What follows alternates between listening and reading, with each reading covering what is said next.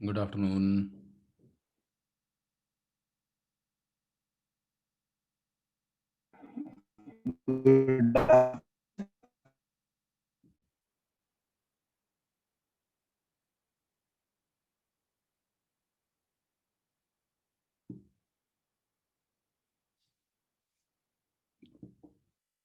हाँ जी, स्क्रीन।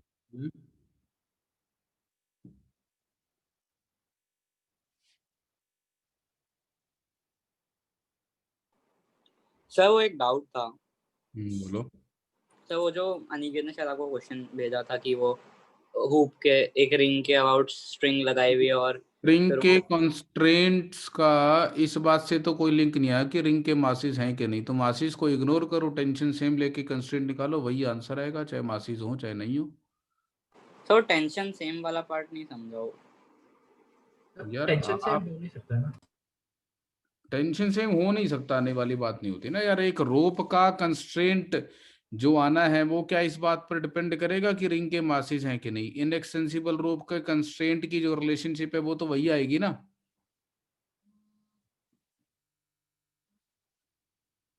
एक मिनट, मैं म्यूट कर रहा हूँ, मेरी एक कॉल आ रही है, वो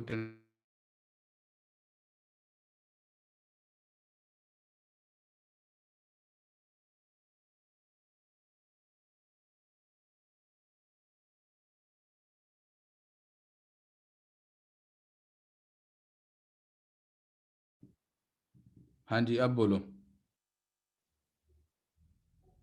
तो कंस्ट्रेंट मतलब रिलेशनशिप डिराइव करने के लिए आप मासिस को इग्नोर करो और खाली जो स्टैंडर्ड तरीका होता है इनएक्सटेंसिबल रोप मान के सब जगह टेंशन सेम लेके डिराइव कर लो, वही आंसर आ जाएगा। मतलब ये कोइंसिडेंटली मैच कर रहा है। कोइंसिडेंटली मैच कर रहा है मतलब? मतलब हर समय हम लोग ऐसा अज्यूम करके कर सकते हैं क्या कि अपने हाँ, कि टेंशन एक सेम हो। इनएक्सटेंसिबल रोप का कंस्ट्रेंट तो वही रहेगा ना यार। Okay sir. आप ऐसे समझो, एक इनएक्सटेंसिबल रोप के फ्री एंड्स की डिस्प्लेसमेंट के रोप की लेंथ के अलॉन्ग कंपोनेंट सेम आएंगे ना हमेशा। सर तो summation T dot V is equal to zero, उसी चीज को लिखने का एक टेक्निकल तरीका ही तो है। आप टी मत लिखो, आप एक यूनिट वेक्टर ले लो रोप की लेंथ के अलॉन्ग, उसको टी कैप मान लो और summation T cap dot V is equal to zero कर दो। हाँ सर वही सेम ही हो जाएगा। ऐसे सोचो ना आप, why do you think about tension? You just take a unit vector in the length along the length of the rope. हाँ सर ओके सर।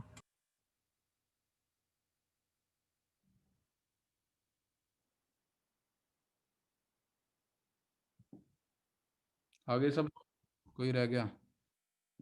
तुम्हारी क्लास के सारे बच्चे आगे। आर्या, आर्या आ गई। उधर से ऐश्वर्या है, नकुल, हिमांशु, प्रतीक्षा, पुलकित, ये सब हैं।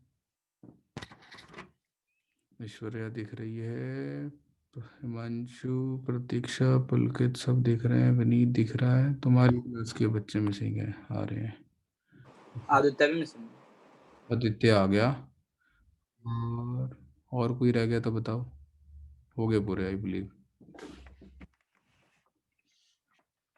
चलो ठीक है नकुल, तेरे डाउट्स डिस्कस करता हूँ। पहले मैं जल्दी से ये टॉपिक कंप्लीट करता हूँ, फिर डाउट डिस्कस करता हूँ तेरे, ठीक है? हाँ सर। तो हम एक और मैंने आपको एक्सोवर्जिक रिएक्शंस के बारे में बात की, एक एंडोवर्जिक रिएक्शन के बारे में भी बात करते हैं।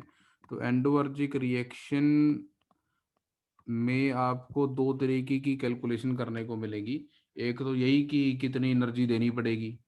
तो आपको एक A plus B gives X plus Y दे रखा है और आपको पूछा जा रहा है what is the energy required. तो वो तो हम ऑलरेडी लिख ही चुके हैं कि एनर्जी रिक्वायर्ड कैसे कैलकुलेट करेंगे। तो अगर इसमें क्यू अपने को देना पड़ रहा है तो इसका मतलब जो हमारा मास ऑफ रिएक्टेंट्स है वो कम होगा और मास ऑफ प्रोडक्ट्स ज़्यादा होगा। तो जो एनर्जी हमने दी plus mass of reactants must be equal to the mass of the products. अभी एनर्जी देंगे कैसे? एनर्जी रिलीज कैसी हुई थी? कोलाइड कराएंगे। एनर्जी रिलीज कैसे होती? प्रोडक्ट्स की काइनेटिक एनर्जी ज़्यादा थी रिएक्टेंट्स की काइनेटिक एनर्जी से, यहाँ पे रिवर्स हो जाएगा। यहाँ पे काइनेटिक एनर्जी ऑफ रिएक्टेंट्स ज़्यादा होगी kinetic energy of the product से। बेसिकली एक इनइलास्टिक कोलिजन करवाएंगे हम रिएक्टेंट्स के बीच में, और उस इनइलास्टिक कोलिजन में सिस्टम की काइनेटिक एनर्जी डिक्रीज करेगी। वो हमारी अगर क्यू वैल्यू के इक्वल हो गई तो हमारा रिएक्शन हो जाएगा। The decrease in kinetic energy due to inelastic collision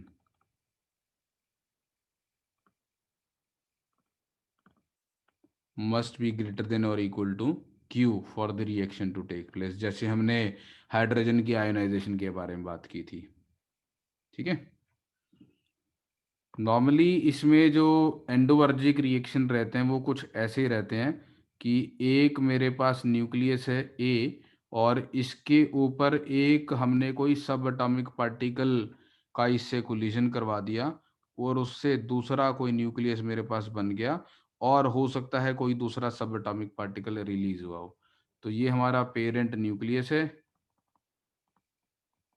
and it is bombarded with the projectile, कोई भी पार्टिकल, और उससे ये हमारा डॉटर न्यूक्लियस बना, और ये हमारा कोई पार्टिकल एमिट हो गया उस प्रोसेस में। इसको शॉर्ट में ऐसे भी लिखा जाता है, A bracket X comma Y B. इस रिएक्शन की नोटेशन है ये। तो A bracket X comma Y B, इसका मतलब है ए के ऊपर एक्स की बम्बार्डमेंट हुई जिससे बी न्यूक्लियस बना, और वाई एक और दूसरा पार्टिकल जनरेट हुआ इस प्रोसेस में। ठीक है। सर सर आप बस वो इनइलास्टिक कोलिजन वाला बस एक बार पॉइंट रिपीट कर सकते हैं प्लीज? क्या रिपीट करूं? ये इनइलास्टिक हमने बेसिकली इस एक्स की ए के साथ कोलिजन करवाया, और उस इनइलास्टिक कोलिजन में जो लॉस हुआ होगा एनर्जी का, वो हमारा अगर क्यू वैल्यू के बराबर होगा तो हमारा रिएक्शन हो जाएगा। ऐसा क्वेश्चन मैंने आपको करवाया हाँ था ना कि एक हाइड्रोजन एटम को कम से कम कितनी स्पीड से एक स्टेशनरी हाइड्रोजन एटम की तरफ फेंक के मारूं कि रिएक्शन हो जाए, है ना। हाँ सर, हाँ सर। जैसे हमारा जो ए न्यूक्लियस है, ए हमारा न्यूक्लियस है, इसको मान लो आप रेस्ट पे है, और ये प्रोजेक्टाइल एक्स मैंने इस पे फेंक के मारी यू स्पीड से, और इसकी वजह से बी हमारा जनरेट हुआ और वाई जनरेट हुआ। तो पहले एक परफेक्टली इनइलास्टिक इम्पैक्ट हुआ होगा, पहले एक परफेक्टली इनइलास्टिक इम्पैक्ट हुआ होगा, और उसमें एक लॉस हुआ होगा एनर्जी का, half M of X M of A upon M of X plus M of A into U square, है ना, half mu V relative square. हाँ सर। अगर ये हमारा क्यू वैल्यू से ज़्यादा है, where Q is the energy required endoergic reaction की क्यू वैल्यू, तो रिएक्शन होगा। इसका मतलब हमारी जो प्रोजेक्टाइल की एनर्जी है वो greater than equal to Q into M X plus M A upon M A होनी चाहिए। तो जो प्रोजेक्टाइल की काइनेटिक एनर्जी है वो क्यू वैल्यू से थोड़ी ज़्यादा होनी चाहिए, तब रिएक्शन होगा। इसको थ्रेशोल्ड एनर्जी बोलते हैं। आपने ऐसा देखा होगा केमिकल रिएक्शन में, थ्रेशोल्ड एनर्जी, है ना। एक एनर्जी बैरियर को क्रॉस करना है, तो इतनी एनर्जी प्रोजेक्टाइल की आपको चाहिए होगी, तब आप रिएक्शन करवा पाएंगे। इसमें आपको क्वेश्चंस मिलेंगे, बकायदा डेटा दे रखा होगा, इनके मासेस दे रखे होंगे, इनके मासेस दे रखे होंगे। पहले मासेस से आप क्यू वैल्यू कैलकुलेट करेंगे, फिर उस क्यू वैल्यू को इस फार्मूला में पुट करके आप ये निकालेंगे कि प्रोजेक्टाइल को कितनी कम से कम एनर्जी देकर या कितनी कम से कम स्पीड देकर फेंकना पड़ेगा ताकि रिएक्शन हो जाए। सर वो थोड़ा ऊपर करो।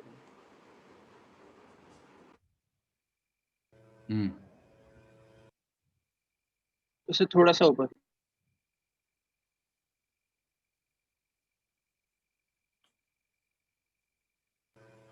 सर एटॉमिक पार्टिकल्स में एक तो परफेक्टली इनइलास्टिक या परफेक्टली इलास्टिक दो ही टाइप के कोलिजन्स होंगे ना?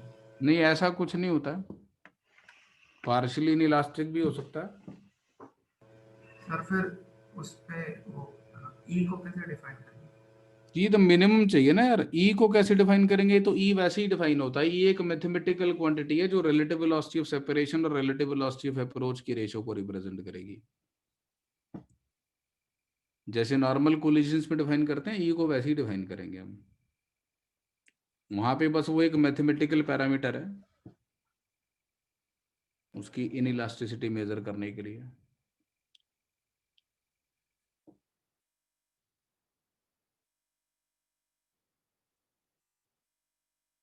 So, मतलब एटॉमिक कोलिजन्स में इलास्टिसिटी मतलब मेजर कैसे करेंगे? मेजर नहीं होती वो तो यार, मैं फिर से बोल रहा हूँ, it is just a mathematical parameter to characterize the collision. वहां पे उसका वो जो अपनी मैक्रोस्कोपिक लेवल पे इलास्टिक ऑब्जेक्ट्स होते हैं उससे कोई लेना देना नहीं है उसका। मतलब उसमें इलास्टिक इनइलास्टिक कोलिजन मतलब होगी क्यों? मतलब क्या पूछना चाह रहा है यार? सोच के पूछ, क्या पूछना चाह रहा है? मतलब जैसे नॉर्मल होता है उसमें डिपेंडिंग ऑन कितना डिफॉर्म हुआ, इलास्टिक, कितना हाँ तो यहाँ डिफॉर्म। डिफॉर्मेशन की बजाय, यहाँ डिफॉर्मेशन की बजाय ये सोच कि क्या काइनेटिक एनर्जी किसी और फॉर्म में कन्वर्ट होने के बाद वापस आ रही है। अगर वो काइनेटिक एनर्जी एक इलेक्ट्रॉन को एक्साइट होने में यूज हो गई तो वापस नहीं आएगी ना, रिकवर नहीं होगी, तो इनइलास्टिक हो गया कोलिजन। तो मतलब फोर्सेस की टर्म में कैसे देखेंगे? फोर्सेस की टर्म्स में नहीं यार, आप दो रिजिड ऑब्जेक्ट्स का कोलिजन नहीं करवा रहे हो ना, आप दो सिस्टम ऑफ पार्टिकल्स का कोलिजन कर रहे हो। एक हाइड्रोजन एटम का दूसरे हाइड्रोजन एटम से कोलिजन हो रहा है। मतलब कुछ फोर्स लगेगी तभी तो वो पूरा मतलब वेलोसिटी रीगेन नहीं कर पाएगा, मतलब वो कैसे होगा वो पूछ रहा था। अच्छा, अब आपने अगर प्रोटॉन एक प्रोटॉन और एक प्रोटॉन के कोलिजन की बात करते हैं, ठीक है, ये इन्फिनिटी से आया और ये v1 स्पीड से चल रहा था और ये v2 स्पीड से चल रहा था, और जब फाइनली दोबारा इनके बीच की v1 ग्रेटर देन v2 है, तो जब फाइनली दोबारा से इनके बीच की सेपरेशन इनफाइनाइट हो जाएगी तो ये v2 हो जाना चाहिए और ये v1 हो जाना चाहिए। बोलो। हाँ सर। क्योंकि यहाँ पे कोई और फॉर्म में एनर्जी जा ही नहीं सकती। इनिशियल पोटेंशियल एनर्जी जीरो है, फाइनल पोटेंशियल एनर्जी जीरो है, तो जितनी इनिशियल काइनेटिक एनर्जी थी उतनी फाइनल काइनेटिक एनर्जी होगी ही होगी। हाँ sir. But before that state is attained, when the separation has again become infinite, क्या फाइनल काइनेटिक एनर्जी इनिशियल के बराबर होगी? नहीं सर। कम होगी। हाँ सर। तो until that state collision आपका प्रॉपरली इलास्टिक नहीं हुआ। हाँ सर। ठीक है, अब एक तेरे पास प्रोटॉन है और ये एक प्रोटॉन इलेक्ट्रॉन के पेयर से आके टकराता है। अब यहाँ पे देर इज अ पॉसिबिलिटी कि जब यहाँ पे इनका इंटरेक्शन हो तो इस प्रोटॉन की वजह से इस इलेक्ट्रॉन पे जो फोर्स लग रही है उससे जो इलेक्ट्रॉन को एनर्जी मिल रही है उससे इलेक्ट्रॉन जंप करके किसी दूसरे ऑर्बिट में चला जाए। हाँ सर। उससे चाहे ये दोबारा से वापस इनफाइनाइट सेपरेशन पे आ जाए, क्या दोबारा से काइनेटिक एनर्जीज उतनी हो जाएंगी? नहीं सर। नहीं होंगी, तो ये कोलिजन इनइलास्टिक नेचर का माना जाएगा। हाँ सर। हाँ सर। अब सर तुम मतलब हम डेफिनेट दो पार्टिकल्स के लिए बता सकते हैं कि उसकी इलास्टिसिटी कितनी होगी? नहीं बता सकते ना, दो केवल दो पार्टिकल्स का कोलिजन हो रहा है तो यार अल्टीमेटली तो कोलिजन इलास्टिक बनेगा ही बनेगा। Elastic coefficient of restitution macroscopic bodies के लिए एक पैरामीटर इसलिए डिफाइन हुआ क्योंकि वहां पे आप बता नहीं सकते कि भैया फोर्स के लॉज क्या हैं एक्चुअली जब वो एक दूसरे को कंप्रेस कर रहे होंगे, है ना। वो एक एक्सपेरिमेंटल वैल्यू डिफाइन करते हैं, मतलब अलग अलग ऑब्जेक्ट्स के कोलिजन करवा के हम एक्सपेरिमेंटली डिटरमाइन करते हैं कि ये कितना कॉफिशिएंट ऑफ रेस्टिट्यूशन शो कर रहे हैं। यहाँ तो कोई ऐसी बात ही नहीं आ रही ना पिक्चर में। यहाँ तो ठीक। केवल एक ब्रॉडर डेफिनेशन यूज कर रहे हैं इलास्टिक होना कोलिजन का या इनइलास्टिक होने का मतलब है फाइनल काइनेटिक एनर्जी और इनिशियल काइनेटिक एनर्जी में डिफरेंस आ रहा है क्या? तो सर मतलब हम सिर्फ एनर्जीज का टर्म्स में पढ़े थे ना। हाँ, सर फाइनल से आपको मतलब है जब इन्फिनिटी पे जब कोई इनके बीच में इंटरेक्शन नहीं है। इंटरेक्शन खत्म हो गया दोबारा से। Sir projectile more than one हो सकते हैं क्या? मतलब अगर 3 सिस्टम ऑफ पार्टिकल्स को आपने इनइलास्टिक प्योरली इलास्टिक क्वेश्चन करवाया। हो सकते होंगे, मतलब मुझे नहीं पता, न्यूक्लियर मतलब रिएक्शन हमेशा होता है। 3 का एक पॉइंट पे मतलब कोलाइड करना वो थोड़ा इम्प्रॉबेबल है ना। नहीं नहीं 2 स्टेप में हो सकता है ना कि पहले 2 को ऐड करे फिर जो प्रोडक्ट बना उससे तीसरा को ऐड कर दिया, वो सब हो सकता है ना। हो सकता है, क्यों नहीं हो हाँ सकता? तो मतलब सर वो इफेक्टिवली तो केमिस्ट्री एक में। बार में एक ही प्रोजेक्टाइल हो रही है ना। मतलब तू बी और वाई बना रहा है फिर वापस बी पे प्रोजेक्टाइल डाल रहा है, हाँ, तो उसमें क्या दिक्कत है? वो तो ठीक है। और 3 का अगर साइमल्टेनियसली हो तो वो एक्चुअली मना किया था केमिस्ट्री सर ने कि नहीं होता, पर रीजन क्लियर नहीं था। मतलब 3 पार्टिकल एक ही पॉइंट पे एक साथ मिल जाएं, ये क्या होता है?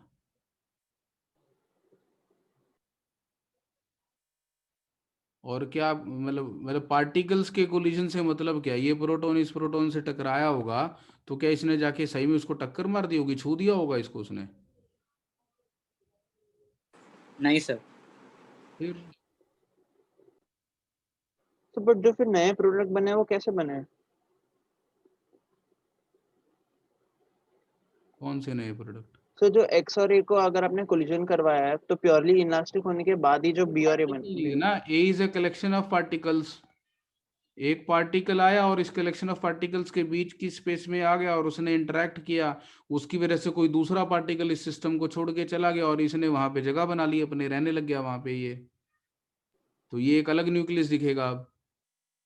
Okay sir, yes sir. एक न्यूक्लियस का एटॉमिक नंबर उसकी प्रॉपर्टीज डिफाइन करता है ना यार। हाँ सर। अगर उसका एटॉमिक नंबर 6 है तो वो कार्बन की तरह बिहेव करता है, 7 है तो नाइट्रोजन की तरह बिहेव करता है। क्यों? तो अगर हाँ एक सर। कलेक्शन ऑफ पार्टिकल्स थी जिसमें 6 प्रोटॉन और 6 न्यूट्रॉन थे, और बाहर से एक प्रोटॉन आके इसके अंदर घुस के यहीं रहने लग गया, तो ये ट्रांसफॉर्म हो गया ना, ये डिफरेंट न्यूक्लियस कहलाएगा। हाँ सर। हाँ सर, yes, sir। तेरा तो क्वेश्चन ही खत्म हो गया ना। अब तुम पता नहीं क्या सोच रहे हो इसके बारे में कि वो ट्रांसफॉर्म कैसे हो गया, नया कैसे बन गया। हाँ सर, समझ गया सर। वेग थॉट प्रोसेस के साथ कुछ भी उल्टा सीधा सोचने की कोशिश कर रहे हो। जरा अगर आप बिल्कुल बारीकी से पेशेंस से सोचोगे तो यू विल योरसेल्फ थिंक यार आप यूजलेस थॉट प्रोसेस पे जा रहे हो, आप गलत सोच रहे हो, आप पता नहीं क्या समझ रहे हो। एक्स ने ए में घुस के उसको बी कैसे बना दिया? तो ए और बी क्या है? They are a system of particles. A के अंदर कॉन्फ़िगरेशन ऑफ पार्टिकल्स अलग थी, बी में कॉन्फ़िगरेशन ऑफ पार्टिकल्स अलग है, that is why we name them A and B. That's all, इतनी सी बात है ना बस। हाँ सर। तुम पता नहीं क्या सोच रहे हो।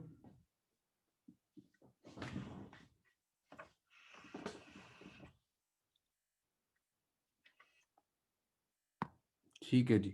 तो दैट वाज अबाउट एंडोवर्जिक रिएक्शन। अब हम बात करते हैं रेडियो एक्टिव डिसइंटीग्रेशन की।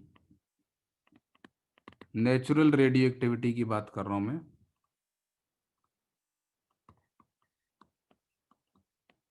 तो नेचुरल रेडियो एक्टिविटी बेसिकली एक स्पॉन्टेनियस प्रोसेस है।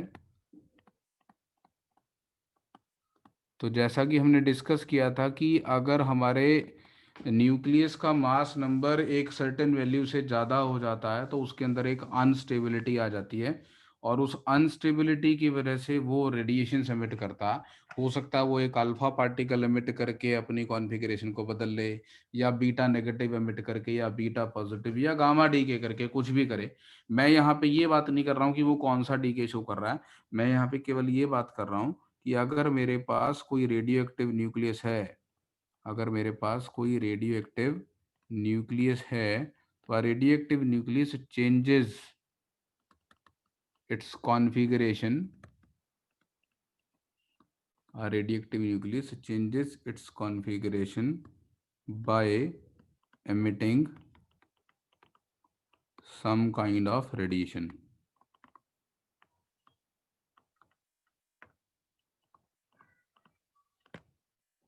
ठीक है, और ये नेचुरल प्रोसेस है।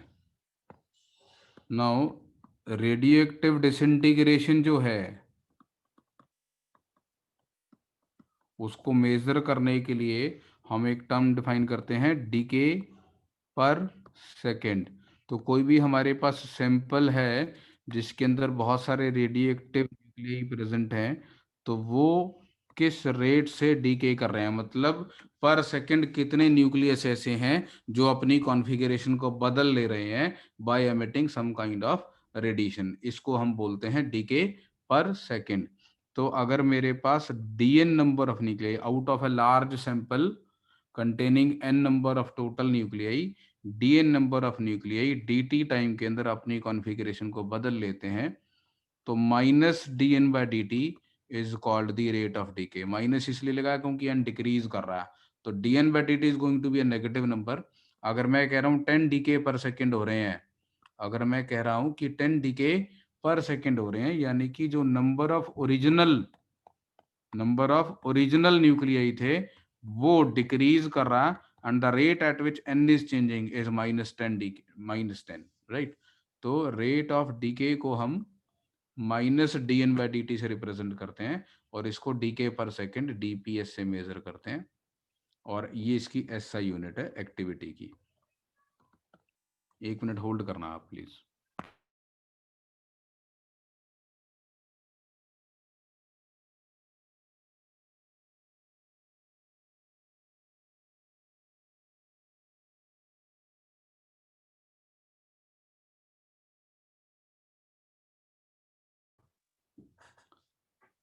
तो इसकी एसआई यूनिट है हमारी डीके पर सेकेंड।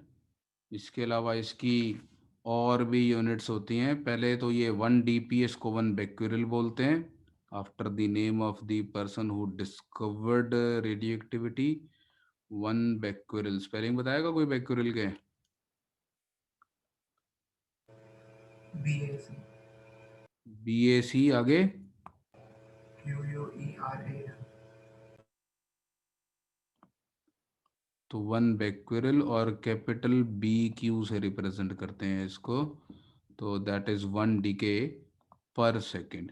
इसके अलावा और भी यूनिट होती हैं रेडियो एक्टिविटी की। एक होती है Rutherford, and 1 Rutherford is 10⁻6 decay per second. और एक होती है Curie, and 1 Curie is 3.7 into 10⁻10 DPS, जहां तक मुझे याद है। यही होती है क्या? देखा तुम में से किसी ने ऐसा? हाँ सर। ठीक है, तो ये ऐसा यूनिट है 1 becquerel, 1 डीपीएस, 1 रदरफोर्ड या 1 क्यूरी। ठीक, तो रेडियो एक्टिव सैंपल्स को उनकी एक्टिविटी से मेजर किया जाता है। मतलब जैसे क्वालिटी बोलते हैं ना, अरबी मेरे को इतनी एक्टिविटी वाला यूरेनियम सैंपल चाहिए, या इतनी एक्टिविटी वाला मतलब रेडियम रेडॉन जो भी होते हैं, मतलब ऐसे सैंपल चाहिए। तो जनरली जो रेडियो एक्टिव सैंपल्स हैं वो अपनी एक्टिविटी से करेक्टराइज होते हैं कि इनकी एक्टिविटी इतनी है।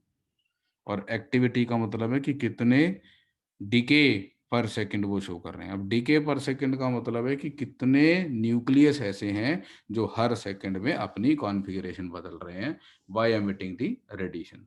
वो रेडिएशन अल्फा डीके भी हो सकते हैं, बीटा डीके भी हो सकते हैं, गामा डीके भी हो सकती है। नोट किया यहां तक?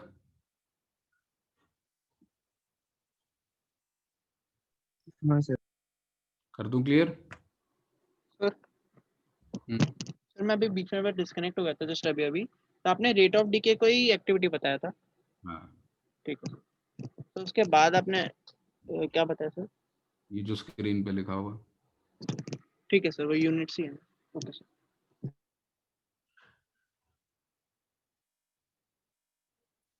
चलें आगे, क्लियर कर दूं? सर वो CI। क्यों नहीं? Okay sir.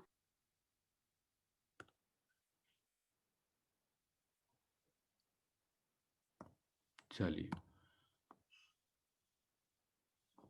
Law of radioactive disintegration की बात करते हैं हम।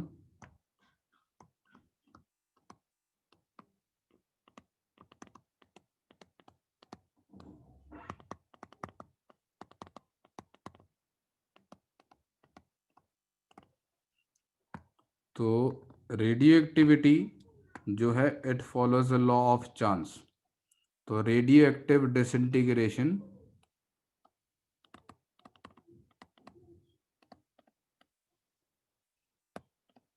follows a law of chance।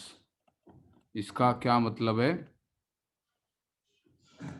इसका मतलब यह है भैया, सब किस्मत का खेल है, क्या पता किसकी किस्मत कब खुल जाए। तो केवल एक प्रोबेबिलिटी होती है किसी पर्टिकुलर न्यूक्लियस के डिसइंटीग्रेट करने की। आप किसी भी तरीके से ये प्रेडिक्ट नहीं कर सकते कि ये न्यूक्लियस कितनी देर में डीके कर जाएगा। प्रोबेबिलिटी बता सकते हैं बस, एग्जैक्ट नहीं बता सकते। लॉ ऑफ चांस का ये मतलब होता है। तो इसका मैं स्टेटमेंट लिख रहा हूं। तो out of A given number of active nuclei in a sample, it is absolutely impossible to predict whether a given nucleus will be among the small number of nuclei that are going to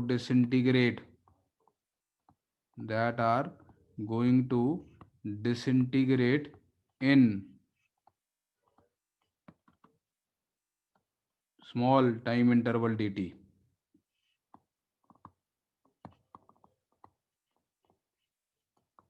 आप एक broader picture दे सकते हैं कि अगले dt time में इतने number of nuclei disintegrate कर जाएंगे। मतलब आपको रेट पता है, minus D N by D T. तो आपको ये मालूम है कि इसकी एक्टिविटी 10⁻⁶ डीके पर सेकंड की है, 1 रदरफोर्ड एक्टिविटी है किसी सैंपल की। तो आपको ये मालूम है कि 10⁶ न्यूक्लियस अगले 1 सेकंड में डिसइंटीग्रेट कर जाएंगे, परंतु कौन कौन से कर जाएंगे, it is absolutely impossible to predict. ये नहीं बता सकते कि कौन बचेगा कौन मर जाएगा, ये बता सकते हैं भाई इतने लोग मर जाएंगे। ठीक है, that is what I call as radio activity follows a law of chance. तो आप केवल प्रोबेबिलिटी बता सकते हैं। ठीक है, दूसरा, the radioactive disintegration of a radioactive nucleus is independent of its chemical state and physical conditions like pressure, temperature। वो खुले में रखा हुआ या जमीन में दबा रखा है, मोल्टन स्टेट में या किसी केमिकल कंपाउंड में या एलिमेंटल स्टेट में, ये किसी भी तरीके से रेडियोएक्टिव डिसइंटीग्रेशन को अफेक्ट नहीं करते। अगर एक न्यूक्लियस ने डिसइंटीग्रेट करना है तो वो कर ही जाएगा, चाहे उसको जमीन में दबा के छोड़ दो आप। ठीक है, so the chemical and physical state, temperature, pressure or any other thing does not या do not affect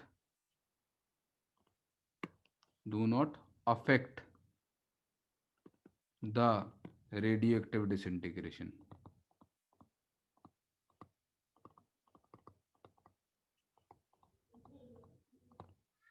हम केवल broadly by means of observations or by means of statistical analysis इतना बता सकते हैं कि रेडियो एक्टिविटी का जो लॉ है वो फर्स्ट ऑर्डर रिएक्शन है। मतलब कि किसी भी रेडियो एक्टिव सैंपल का रेट ऑफ डीके जो है वो नंबर ऑफ एक्टिव न्यूक्लियाई की फर्स्ट पावर पे डिपेंड करता है। हम केवल इतना बता सकते हैं। और यहाँ जो प्रोपोर्शनैलिटी कांस्टेंट आता है उसको हम डीके कांस्टेंट बोल देते हैं। केमिस्ट्री में फर्स्ट ऑर्डर रिएक्शन में आप इसको रेट कांस्टेंट बोलते हैं, इसको हम डीके कांस्टेंट बोल देते हैं। और ये जो लॉ है, ध्यान से सुनेंगे आप मेरी बात, when I use the term statistical analysis, तो कहने का सीधा सा मतलब है कि एक बड़ा नंबर है मेरे पास, 1 मोल यूरेनियम है मेरे पास, 1 मोल यूरेनियम है तो 10⁻23 के ऑर्डर के न्यूक्लियाई प्रेजेंट है मेरे पास, भयंकर लार्ज नंबर है। मैं ये बता सकता हूँ कि यूरेनियम की हाफ लाइफ 2 साल है, अगर ऐसी, मैंने, मुझे नहीं पता कितनी होते, कभी डेटा याद नहीं किया मैंने, बट अगर यूरेनियम की हाफ लाइफ 2 साल है तो मैं ये कह सकता हूँ कि 2 साल के अंदर आधा मोल बचेगा।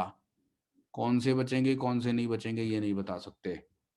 ठीक है, आगे सुनना ध्यान से।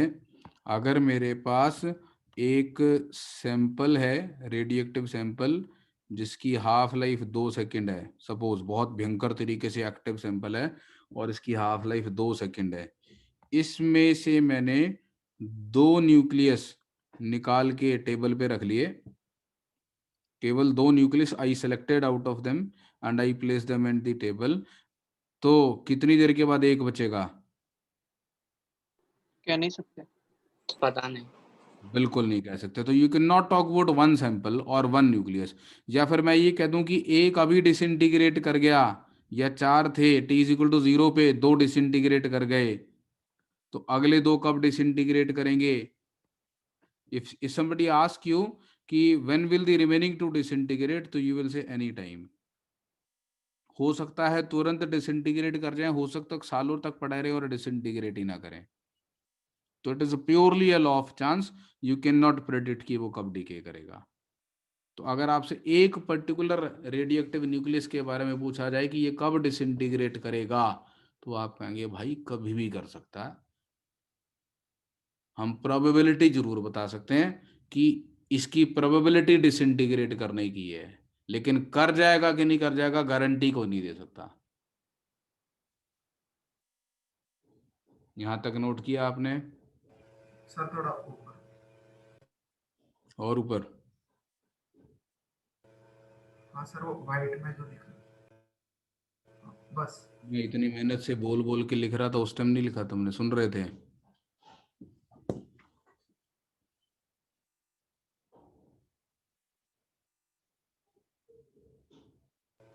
हो गया सर। सर वो केमिकल प्रॉपर्टीज से आपका क्या मतलब था? केमिकल स्टेट, सॉलिड है, लिक्विड है, गैस है, कंपाउंड कैसा बना रखा है उसने, कौन अच्छा से अच्छा, एलिमेंट्स के साथ रिएक्ट करके बैठा हुआ है। ओके सर, हाँ सर।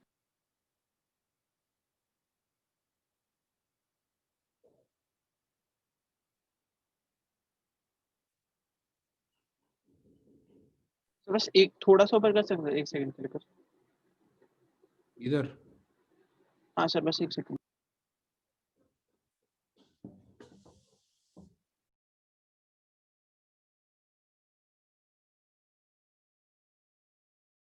हाँ सर,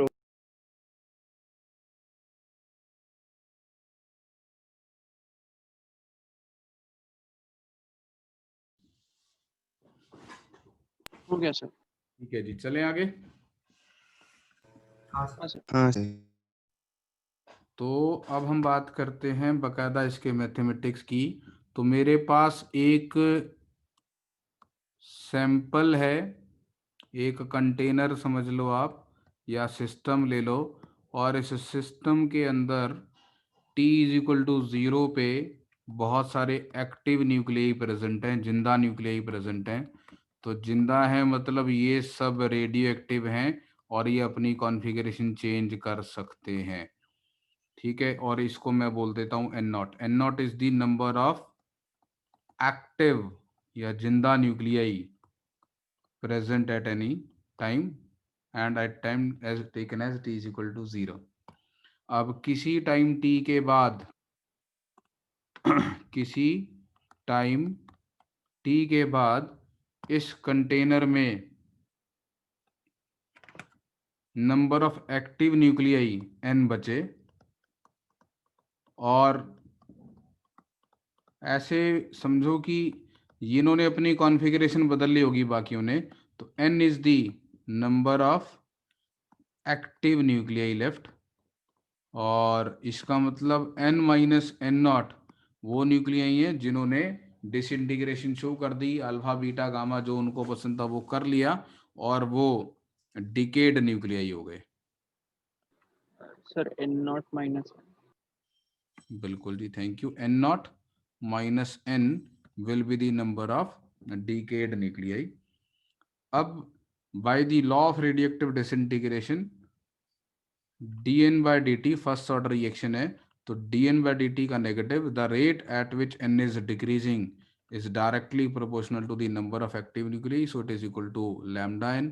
तो यहाँ से मेरे पास dN/n की वैल्यू माइनस लैम्डा dt आ जाती है। इसको इंटीग्रेट कर देंगे n0 से n, 0 से t, और ये बिल्कुल RC सर्किट का डीके जैसा आ जाएगा। ln of n/n0 is equal to minus lambda T, so n is equal to n0 into E raise to power minus lambda T. तो ये हमारे पास सिचुएशन आ गई।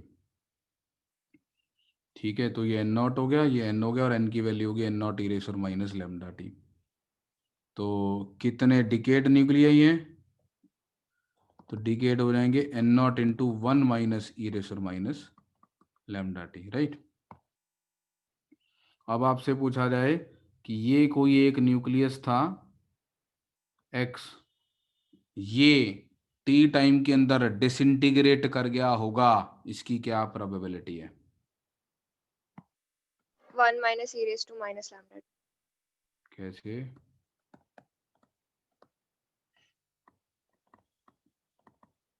Decayed upon total initial. बिल्कुल। तो what is the probability that one particular nucleus has decade? तो ये question ऐसा हो गया ना कि एक बॉक्स है, उसमें बहुत सारी बॉल पड़ी हैं, एक बॉल निकाली, बताओ वो डिकेड थी या अनडिकेड थी, है ना। तो इस एक्स के डिकेड में पाए जाने के कितने चांसेस हैं? तो number of favourable cases divided by the total number of cases. So there is a probability. So this is the probability of one particular nucleus to decay in time t. ठीक है? हाँ sir.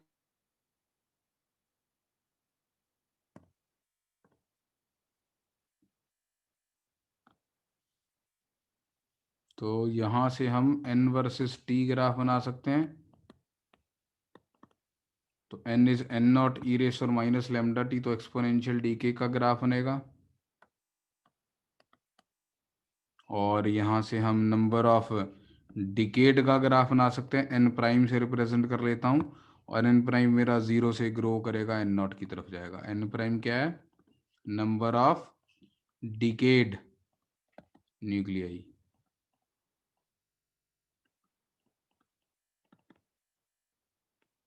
और n0 is number of active nuclei.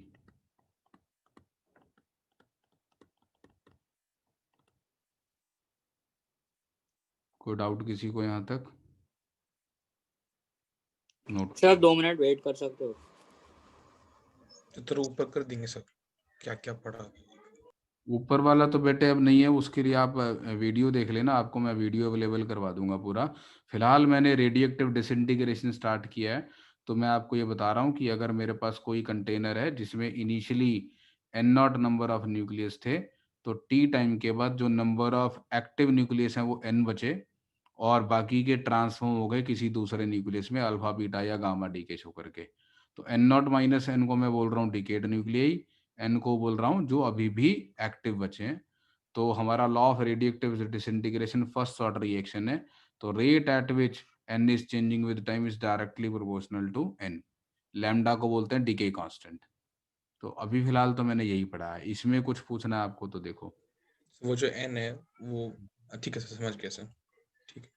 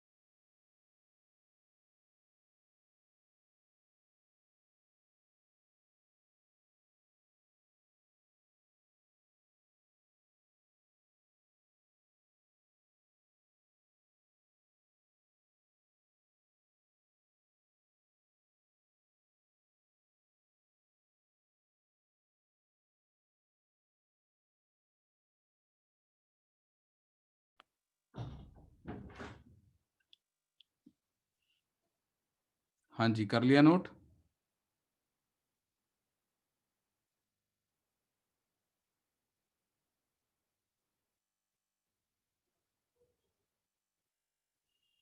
हाँ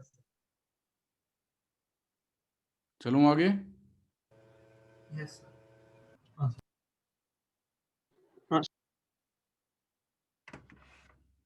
तो हमारा n vary कर रहा है according to the formula n is equal to n not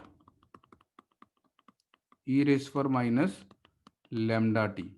अब ये फर्स्ट ऑर्डर रिएक्शन वाली चीज है, और फर्स्ट ऑर्डर रिएक्शन की सबसे बड़ी कैरेक्टरिस्टिक होती है इसकी जो हाफ लाइफ है वो इस बात पे डिपेंड नहीं करती कि what is the initial concentration. Half life is independent of the initial concentration.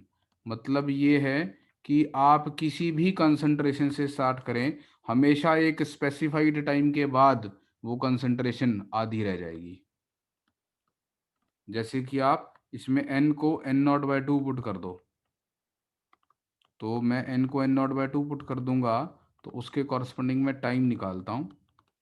तो यहाँ से मेरे पास आ जाएगा 1/2 is equal to E racer minus lambda T. N not cancel हो गया और यहाँ से मेरे पास आ गया ln2 equal to lambda T.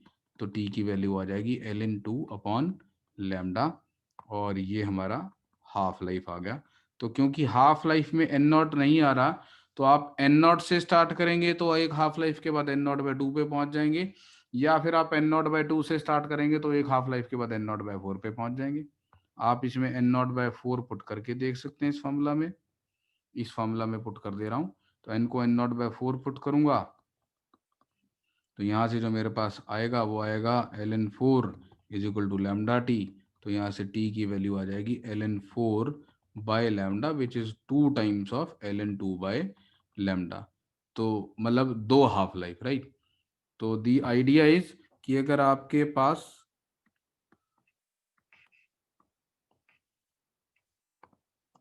Suppose ये टाइम है t, और किसी टाइम t पे नंबर ऑफ एक्टिव न्यूक्लियाई लिख रहा हूं मैं और नंबर ऑफ डेड न्यूक्लियाई लिख रहा हूं। तो t इज इक्वल टू 0 पे नंबर ऑफ एक्टिव न्यूक्लियाई हमारे सपोज n0 हैं और डेड हैं 0। तो अगर एक हाफ लाइफ के बाद देखूंगा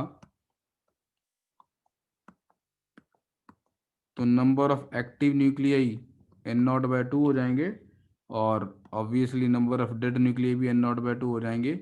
अगर 2 हाफ लाइफ के बाद देखूंगा तो number of active nuclei n0/2 से और आधे n0/4 हो जाएंगे, तो ये ऑब्वियसली 3 n0/4 हो जाएंगे। 3 हाफ लाइफ के बाद देखूंगा तो ये n0/8 हो जाएंगे, और ये 7 n0/8 हो जाएंगे।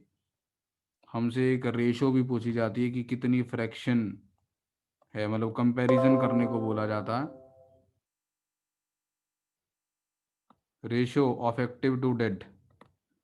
तो यहाँ तो रेशो डिफाइंड नहीं है, तो यहाँ पे 1:1 की रेशो है एक्टिव और डेड की, यहाँ पे 1:3 के रेशो में आ जाएंगे एक्टिव और डेड, यहाँ पे 1:7 की रेशो में आ जाएंगे एक्टिव और डेड।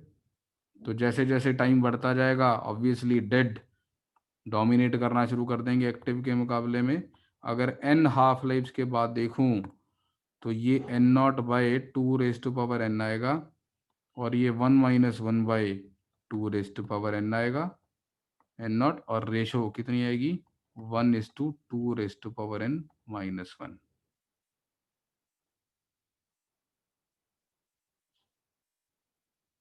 ठीक है, ये नोट करेंगे इन्फॉर्मेशन। कोई डाउट तो नहीं किसी को इसमें?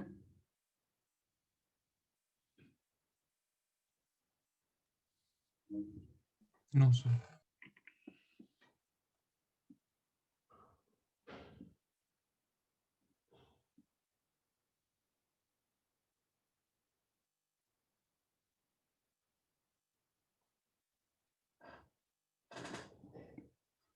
चलूँ आगे? सर एक सेकेंड।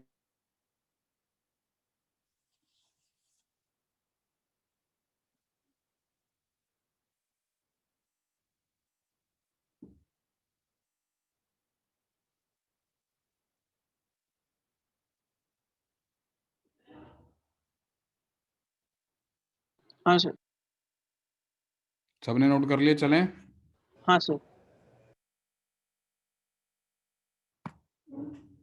एक टर्म हम यहाँ पर और डिफाइन करते हैं, that is called mean life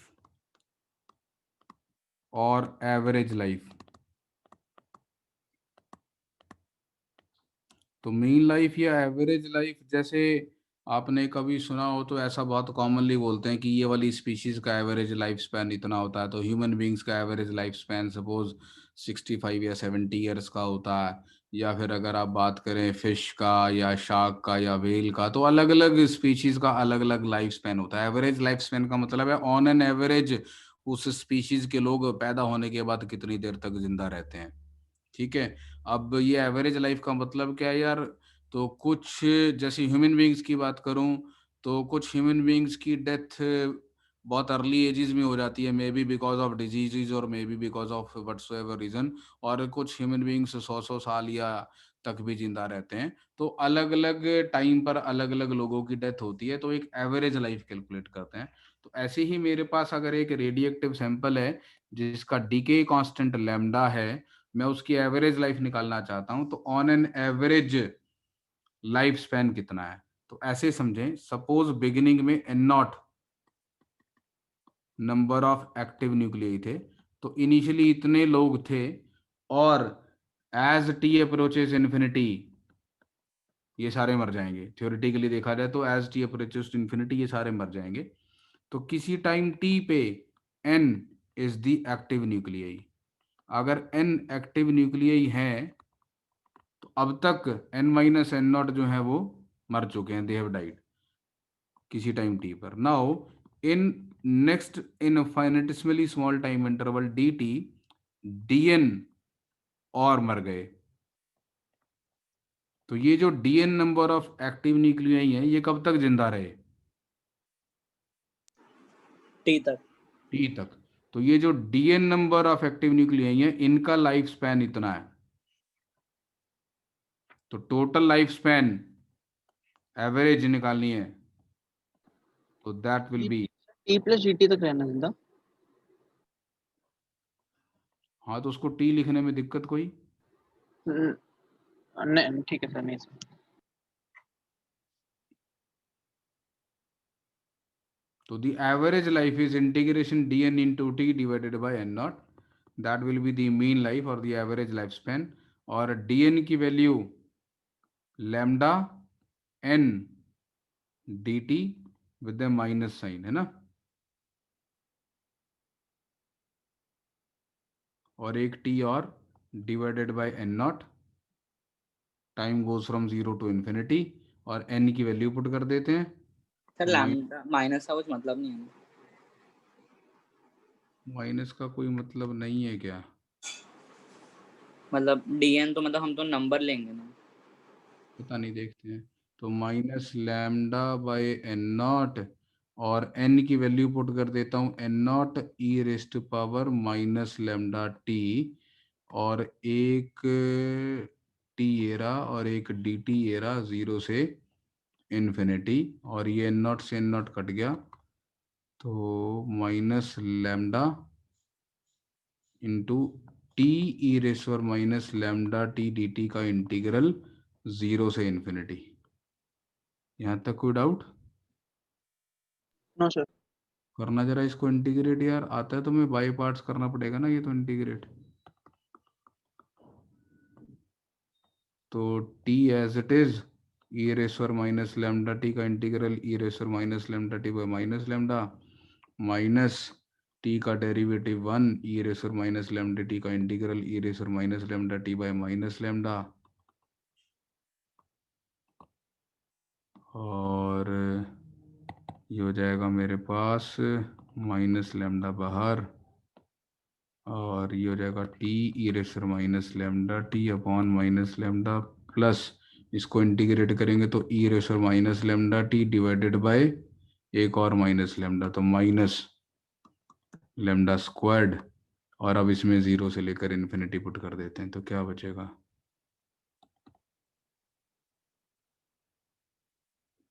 एक बार सारे में इन्फिनिटी पुट करेंगे इन्फिनिटी पुट करेंगे तो ये चीज़ जीरो आ जाएगी। ये जीरो आएगा क्या? T into minus lambda T. तुम बताओगे भाई आता है कि नहीं आता है ये? हाँ सर। इन्फिनिटी इंटू जीरो है ये। हाँ सर, जीरो होता हाँ सर 0 है। हाँ, ठीक है, तो ये जीरो हो गया इन्फिनिटी पुट करने पर, ये भी जीरो हो गया। अब जीरो पुट कर देते हैं, तो जीरो पुट करने पर ये कितना हुआ? जीरो, और ये हुआ minus one by lambda square. इसको माइनस करना था, हाँ सर, तो +1 वाला। तो ये बाहर माइनस ही रखना था ना, वो वाला माइनस नहीं लेना था, क्योंकि वो ऑलरेडी हम बात कर रहे हैं कि वो मर गए हैं ना। तो वन बाय लैम्डा,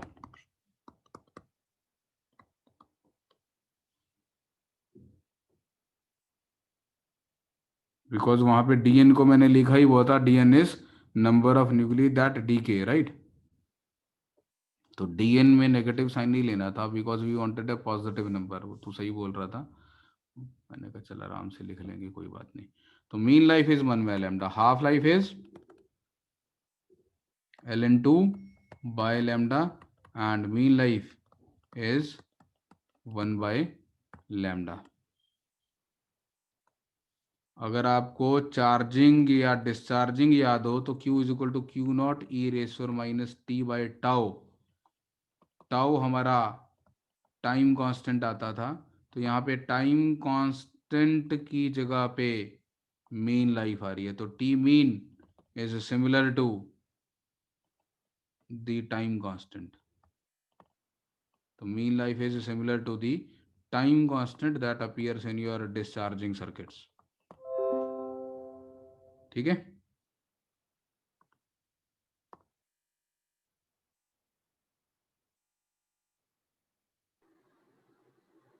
सर ये लास्ट वाली चीज क्या बताई सर आपने? n is equal to N not E raiser minus lambda T.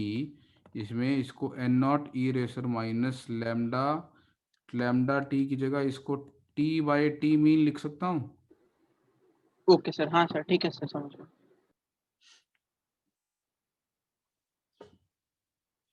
और अगर आपको याद हो तो टाइम कांस्टेंट का एक सिग्निफिकेंस ये था कि टाइम कांस्टेंट का एक सिग्निफिकेंस ये था कि जितना इनिशियल रेट ऑफ डीके है, अगर कॉन्स्टेंटली उसी रेट से डीके करते रहता हमारा सैंपल, तो वो एक टाइम कांस्टेंट में ख़त्म हो जाता। यानी यहाँ पे अगर एक टेंजेंट ड्रॉ करें, तो वो टेंजेंट जहाँ पे हमारा मीट करेगा टाइम एक्सिस को, वो हमारा मीन लाइफ है। अगर इनिशियल जो डीके का रेट है, अगर उसी रेट से हमारा सैंपल डीके करता रहता, तो वो एक मीन लाइफ में खत्म हो जाता।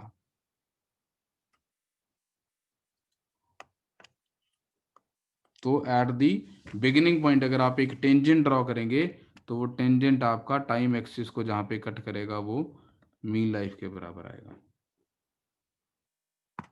और एक चीज, when T becomes equal to T mean, the number of active nucleus becomes N not by E. तो ये भी याद रखना है, हाफ लाइफ में आधे हो जाते हैं, एक मीन लाइफ में सैंपल 1/e टाइम्स हो जाता है। सर हम मीन लाइफ डायरेक्टली इनिशियल पे टेंजेंट निकाल के भी कर सकते थे ना? मतलब मीन लाइफ का मतलब वही होना कि ऑन एन हाँ एवरेज सब बिल्कुल लोग इतने बिल्कुल, टाइम। मीन लाइफ का मतलब यही है कि अगर एक कांस्टेंट डेथ रेट होता तो कितनी देर में सब खत्म हो जाते हैं ना। हाँ सर, तो इनिशियल टेंजेंट का स्लोप निकाल के ज़्यादा सिंपल हो जाएगा। तो वो वाली चीज जो है ना, वो एक एनालिसिस करने के लिए फ्रीक्वेंसी एनालिसिस करते हैं ना स्टैटिस्टिक्स में, कैसे आप एवरेज वैल्यू निकालते हो, इसलिए मैंने वो फ्रीक्वेंसी वाला मेथड लगता है मुझे, फील आती है कि हाँ यार मैं क्या कैलकुलेट कर रहा हूँ, कितने लोग कितने समय तक जिंदा रहे, तो number of people into their age को मल्टीप्लाई करके समेशन कर दी, divided by total number of people कर दिया, तो एवरेज एज आ गई। हाँ सर, हाँ। कुछ नोट करने वाला रह गया पीछे?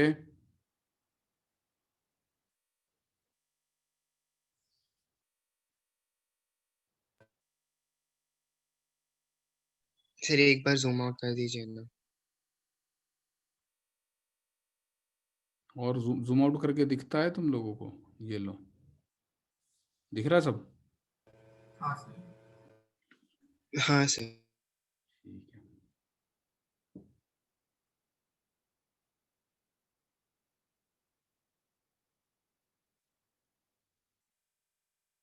सर वो हम लोग अपने स्क्रीन से भी जूम कर सकते हैं।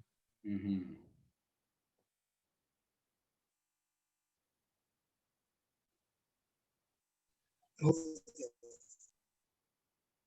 चले आगे। हाँ सर वो लास्ट में आपने क्या बताया था, स्लोप वाला बता दीजिए, मेरा उसमें डिस्कनेक्ट हो गया था। मैं ये बता रहा था कि अगर मैं इनिशियल जिस रेट से डिके कर रहा था dn/dt, जिस रेट से इनिशियली एन डिक्रीज कर रहा था, अगर वही कांस्टेंट रेट रहता तो एक मीन लाइफ में पूरा सैंपल खत्म हो जाता। तो अगर आप इनिशियल पॉइंट पे टेंजेंट ड्रॉ करेंगे तो वो जहां पे टाइम एक्सिस को कट करेगा वो एक मीन लाइफ आएगा। इसके लिए तो किसी पॉइंट जो ले सकते हैं और उसका वहां पर स्लोप बना के कट कर सकते हैं ना। तो वहां से आगे तक का टाइम एक मीन लाइफ आएगा। हाँ सर, उस पर्टिकुलर एन के लिए। आप यहां से स्टार्ट करो, यहाँ पे आप टेंजेंट ड्रॉ करेंगे तो ये हाँ सर, वही सर, यस सर।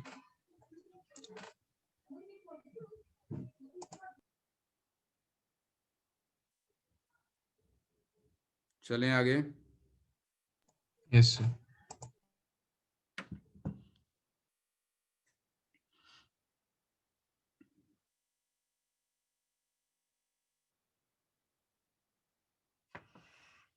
क्वेश्चन है आपके लिए। तो मतलब हमेशा डी मीन तो 1/λ आएगा ना? हाँ, नहीं जरूरी नहीं है ना? फर्स्ट ऑर्डर रिएक्शन का मीन लाइफ 1/λ आएगा।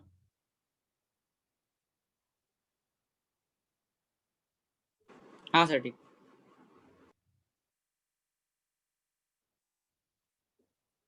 A radioactive sample is being generated at a constant rate of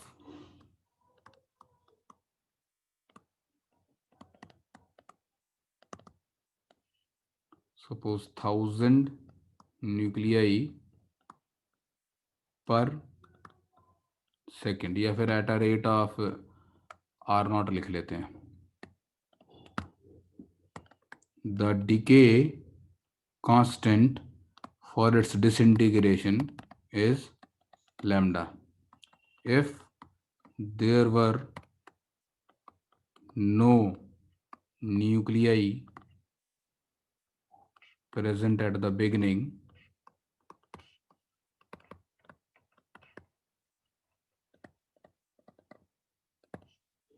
determine the number of active nuclei at time t.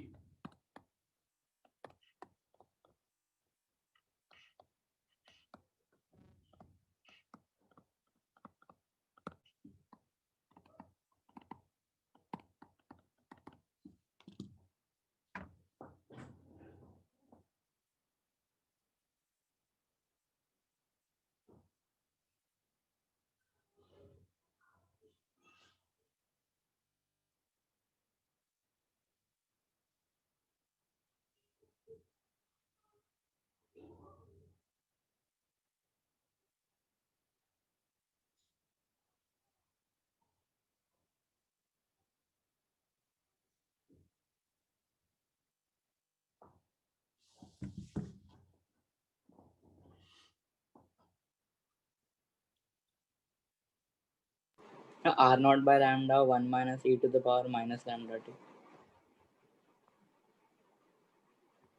R0 by lambda into 1 minus e raised to minus lambda t. हाँ sir. हाँ तो sir यही आ रहा है। बिल्कुल, किसी time t पर number of active nuclei अगर n है तो rate of change R0 minus lambda n होगा। ये काम की बात है। R0 is the rate of increase of n and minus lambda n is the rate of decrease of n. So dn/dt will be R0 minus lambda n। इसको integrate करेंगे तो n का टाइम के साथ ऐसा एक्सप्रेशन आ जाएगा। आ रहा है सभी का? हाँ सर।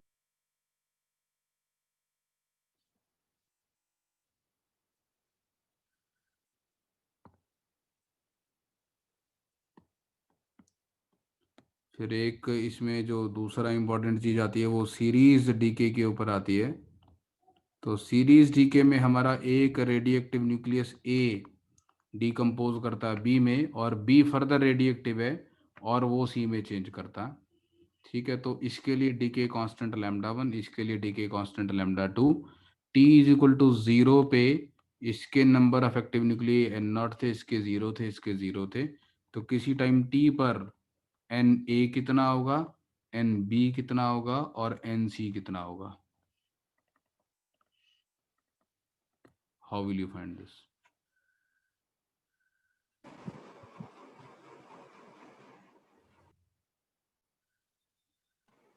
ए मैं लिख देता हूँ, Na will be n0 e raiser minus λ1t। ये लो,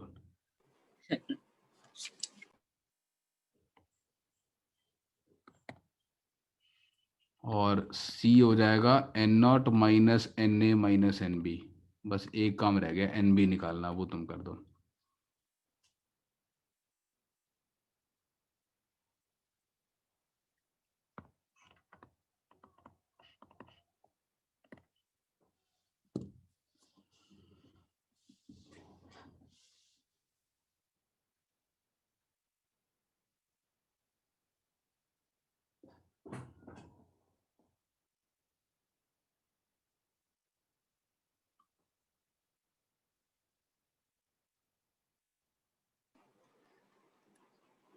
λ1 n0 by λ2 minus λ1 e to the power minus λ1t minus e to the power minus λ2t।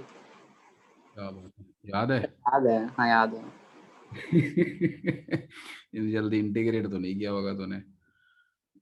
दोबारा बोल, λ1 n0 by λ2 minus λ1 λ1 n0 by λ2 minus λ1 e to the power minus λ1t minus e to the power minus λ2t। e raised to power minus λ1t minus e raised to minus λ2t। हाँ sir. बड़ा सुंदर सा answer है। अगर λ2 λ1 के बराबर होगा तो इनफाइनाइट। लिमिट लगानी पड़ेगी।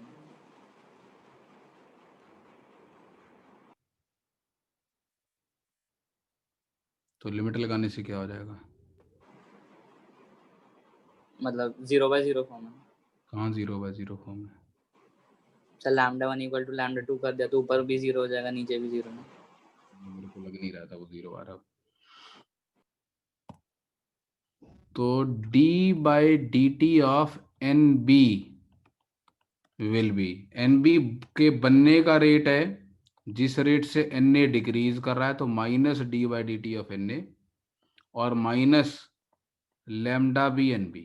अगर किसी टाइम पर number of active nuclei nb है तो ये डीके का रेट है और ये बनने का रेट है, और बनने का रेट तो उसके डीके का रेट से आ ही जाएगा। तो D by D T of nb will be λ1 n not E raise पर माइनस λ1t, और ये हो जाएगा माइनस λ2 इंटू एन बी। इसको n लिख लेता हूं मैं, थोड़ा सा सुंदर लगेगा।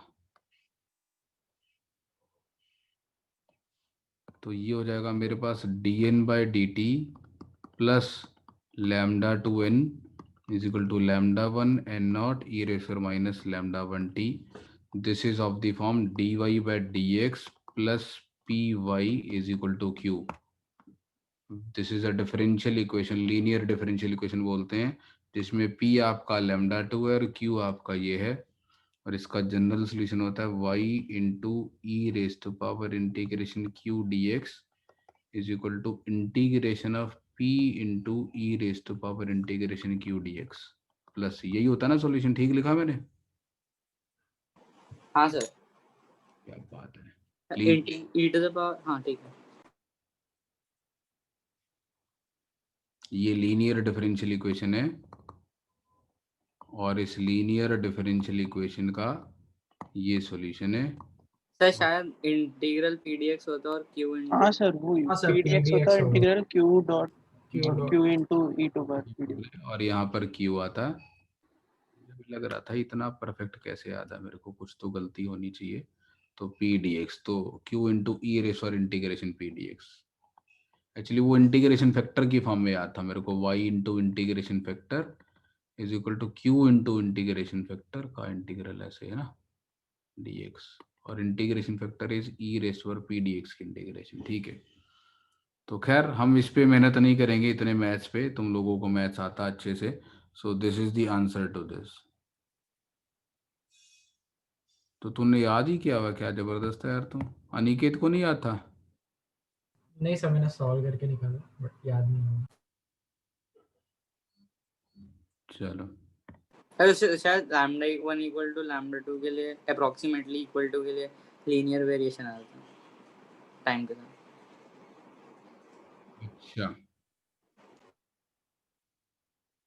तो अगर लैम्डा 1 लैम्डा 2 के इक्वल है तो ये ऑलमोस्ट लीनियरली वेरी कर रहा है। लीनियरली कैसे वेरी कर रहा होगा मतलब? मतलब लिमिट लगा के।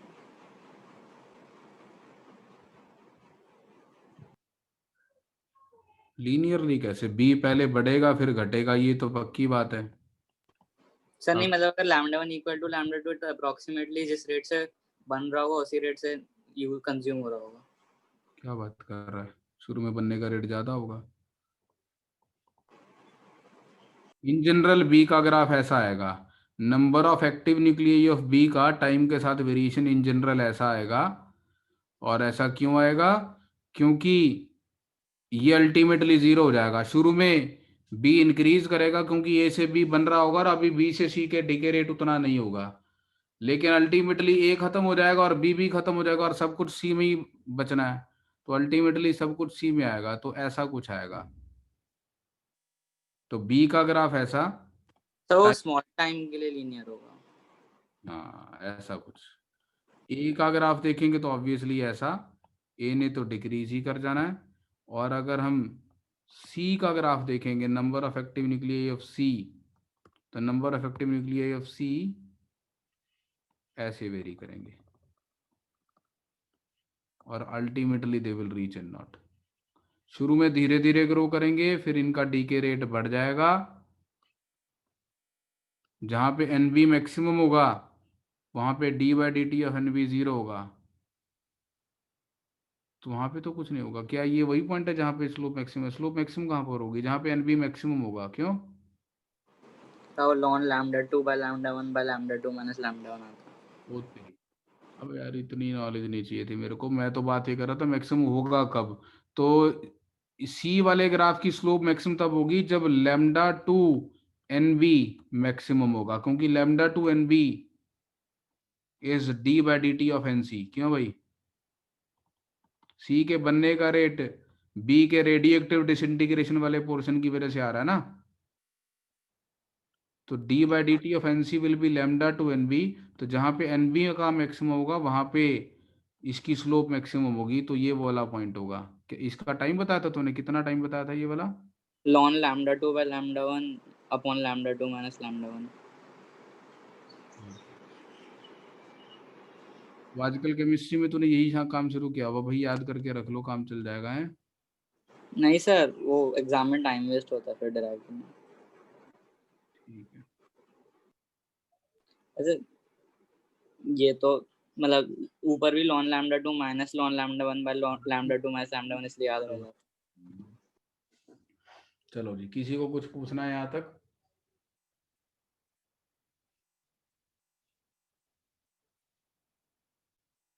चलें आगे।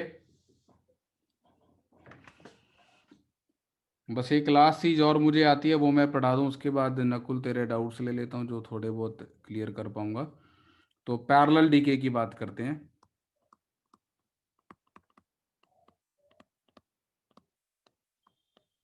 केमिस्ट्री में पढ़ा होगा ना तुम लोगों ने ये सीरीज पैरेलल, सब केमिकल काइनेटिक्स में पढ़ा होगा, न्यूक्लियर में ना भी यस पढ़ा। सर। तो 2 बार पढ़ा, काइनेटिक्स में 1 बार रेडियो एक्टिव।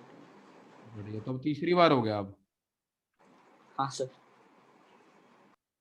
तो पढ़ाऊं कि नहीं पढ़ाऊं?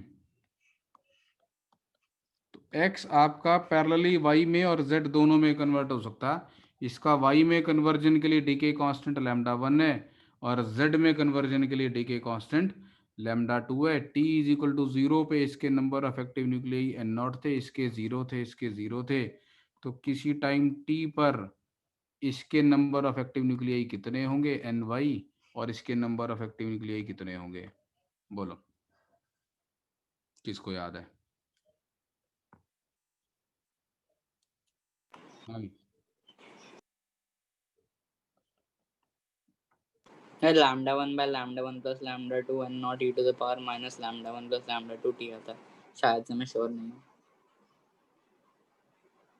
ऐसे समझो एन नॉट जो था वो किसी टाइम पर एन बचा, अब एन में से डी एन डिसइंटीग्रेट करेगा, तो डी एन जो डिसइंटीग्रेट करेगा ध्यान से समझना, तो जो वाई में कन्वर्ट होगा तो D by D T of N Y, ये जो होगा ये माइनस लैम्डा 1 सॉरी ये प्लस लैम्डा 1 इंटू एन के प्रोपोर्शनल होगा, और D by D T of N Z जो है ये प्लस लैम्डा 2 इंटू एन के प्रोपोर्शनल होगा।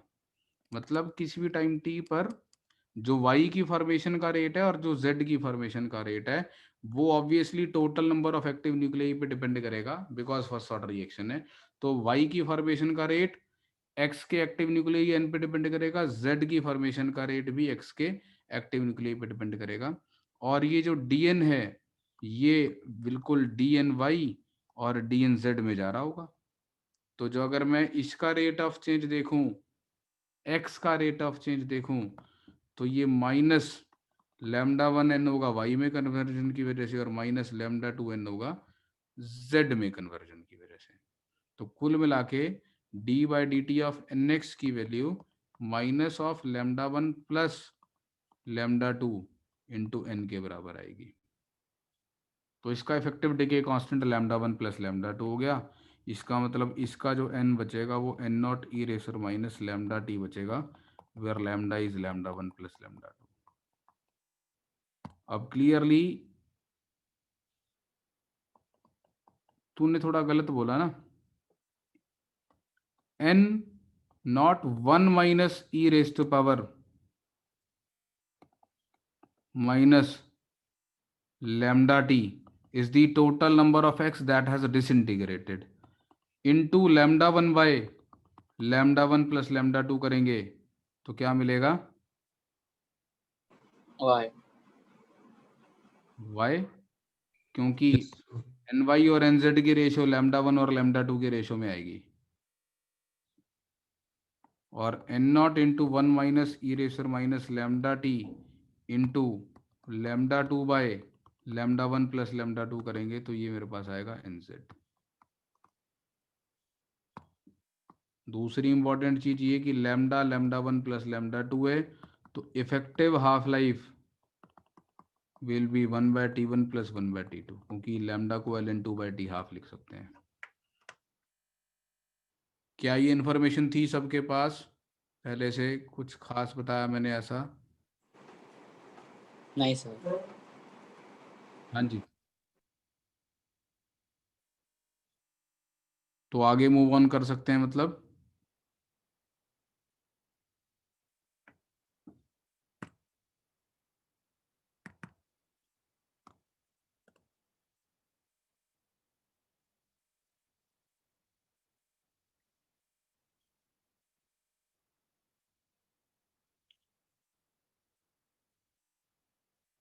क्लियर कर दूं स्क्रीन?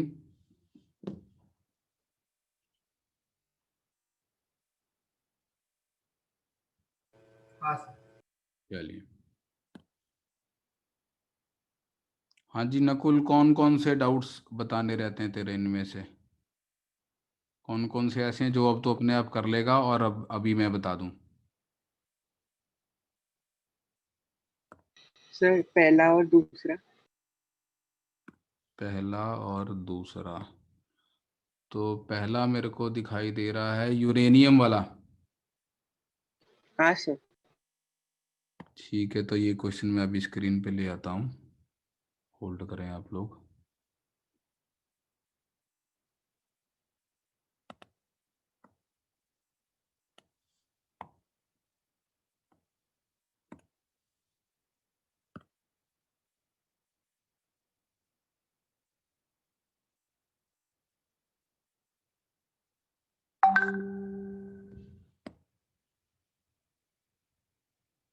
तो एक क्वेश्चन ये है, यूरेनियम और contains 1 radium 226 atom for every 2.8 into 10 raised to the 6 uranium 238 atoms. Calculate the half life of uranium given that half life of radium is 1600 years. Radium is a decay product of U238, मतलब U92 238 जब DK करता है तो radium 226 बनता है 88 ऐसा। और आपको इसकी हाफ लाइफ दे रखी है 1600 ईयर्स, और आपको बोला जा रहा है कि एक यूरेनियम का ओर है और उस यूरेनियम के ओर में हमारे पास 1 रेडियम एटम है फॉर एवरी 2.8 इंटू 10⁻26 यूरेनियम के कॉरस्पॉन्डिंग 1 रेडियम एटम है।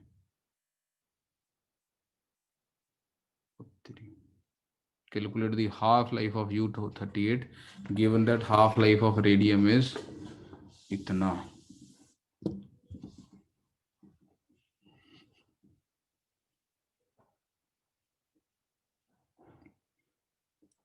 तो मैं कुछ इस क्वेश्चन को रीड करके ऐसा एक सीरीज डीके जैसी चीज देख रहा हूँ कि यूरेनियम डीके करता है रेडियम में और रेडियम आगे डीके कर जाता है, और हमें एक जनरल स्टेटमेंट दे दी कि हमारे यूरेनियम और उसमें हमें ये रेशो देखने को मिलती है।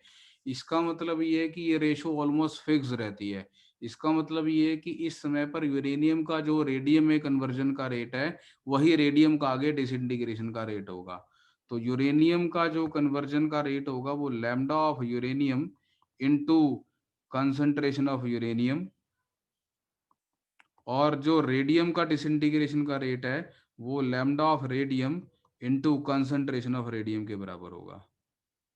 अगर ये हमेशा इतनी ही वैल्यू रहती है तो उसने एक जनरल स्टेटमेंट दे दी कि भैया और उसमें ऐसा पाया जाता है। इसका मतलब हम ये मान रहे हैं कि स्टेडी स्टेट आ चुकी है और जिस रेट से यूरेनियम रेडियम में कन्वर्ट होता है उस रेट से रेडियम आगे कन्वर्ट हो जाता है। सर इसमें ऐसा नहीं लिखना चाहिए जितना रेडियम बन रहा है माइनस जितना कम, मतलब ये lambda R A into N R. ये क्या चीज है? यूरेनियम का। यूरेनियम से रेडियम में कन्वर्जन। हाँ सर ठीक है सॉरी। वही तो लिखा है मैंने। हाँ ये सर, हाँ सर, रेडियम की सॉरी। फॉर्मेशन का रेट है, ये रेडियम की डिसइंटीग्रेशन का रेट है। हाँ सर सॉरी। यहाँ से लैम्डा यूरेनियम निकल जाएगा, लैम्डा रेडियम आपको दे रखा है और इन दोनों की रेशियो आपको दे रखी है। क्यों भाई नकुल?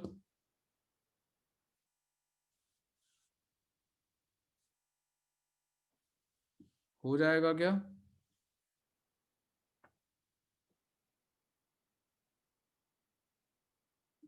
कोई जवाब नहीं है कि नहीं है?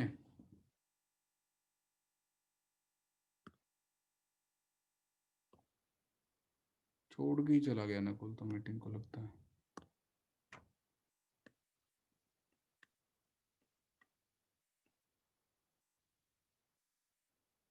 डिस्कनेक्टेड नहीं है। सर आपने इसका क्या बोला? मैं डिस्कनेक्ट हो गया था। मैंने ये बोला कि इसमें एक जनरल स्टेटमेंट दे दी गई है कि यूरेनियम में आपको हमेशा 1 रेडियम एटम देखने को मिलता है फॉर इतने यूरेनियम एटम। तो मतलब ये कि जब मतलब अगर मैं इन जनरल देख रहा हूँ यूरेनियम में हमेशा ये कंसंट्रेशन पाई जाती है, का मतलब है कि हमारी रेडियम की कंसंट्रेशन फिक्स्ड है। हाँ तो सर। ऐसा तब होगा जब रेडियम के बनने का रेट और डीके करने का रेट बराबर होगा। ये रेडियम का फॉर्मेशन का रेट है because of the disintegration of uranium, और ये रेडियम का डिसइंटीग्रेशन का रेट है आगे डीके की वजह से। हाँ सर समझ गया। चलो क्लियर है, सभी को क्लियर है? Yes sir. ठीक है, इसके बाद ये क्वेश्चन तो यार पता नहीं मेरे से होगा कि नहीं होगा। आई विल ट्राई, क्योंकि ये ऐसे क्वेश्चंस में स्टेटमेंट्स में थोड़ी कंफ्यूजन ही रहती है। फिर भी let me solve it.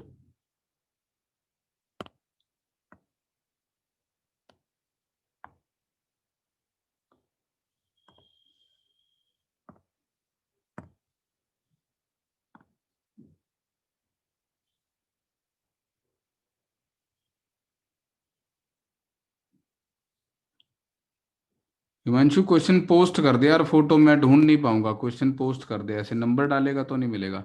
The wavelength Okay, sir. lambda e of an electron and lambda p of a photon of same energy are related as।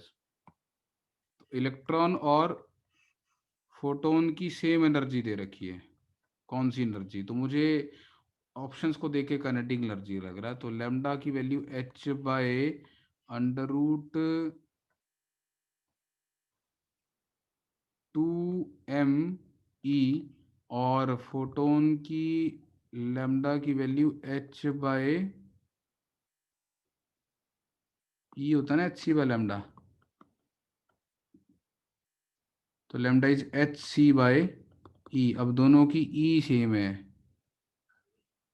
तो इसका स्क्वायर कर लेते हैं और डिवाइड कर लेते हैं, तो lambda E square by lambda photon है, ये पीएच लिख लेते हैं। ठीक है, तो ये अगर स्क्वायर करके डिवाइड करूंगा तो कट जाएगा ना, तो बाकी सब चीज़ें तो फिक्स्ड वैल्यूज है ना, तो आ जाएगा इसके प्रोपोर्शनल। तो क्या बन गया आंसर? सेकंड ऑप्शन, हाँ सर, यही है आंसर। हाँ सर, चलो बच गया, ठीक हो गया। तो ये सेम एनर्जी से मतलब सेम काइनेटिक एनर्जी है, ठीक। हाँ सर। तो ये लैम्डा फोटोन को भी h/√2m लिख सकते हैं? नहीं नहीं नहीं, फोटोन और इलेक्ट्रॉन में बेसिक डिफरेंस यही है कि उसका रेस्ट मास 0 होता हाँ सर, हाँ। है ना। हाँ सर।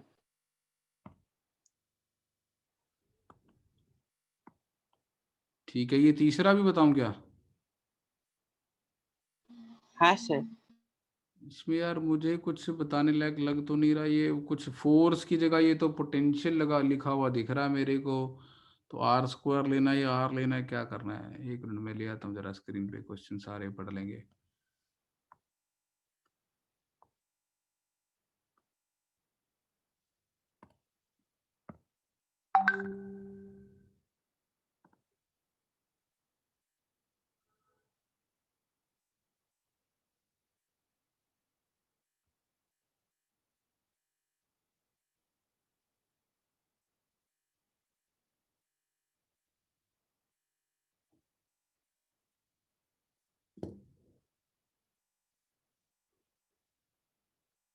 तो ये एक क्वेश्चन है हमारे पास।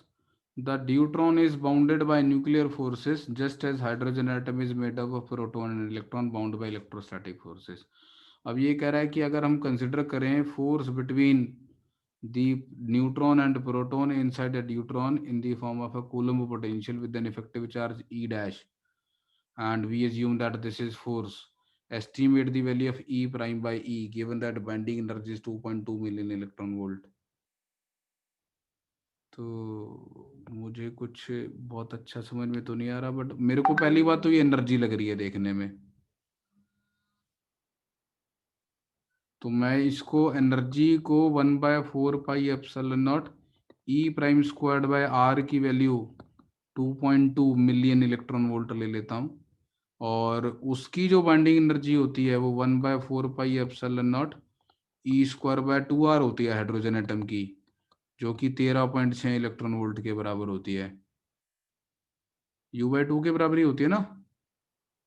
तो अगर मैं इन दोनों को डिवाइड कर लूं,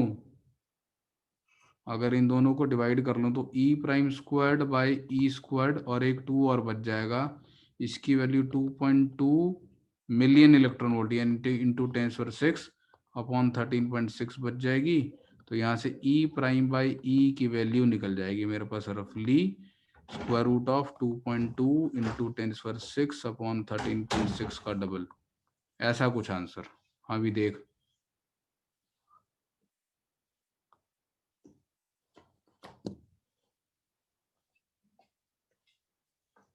सर आंसर अप्रोक्सीमेटली 11 दिया है।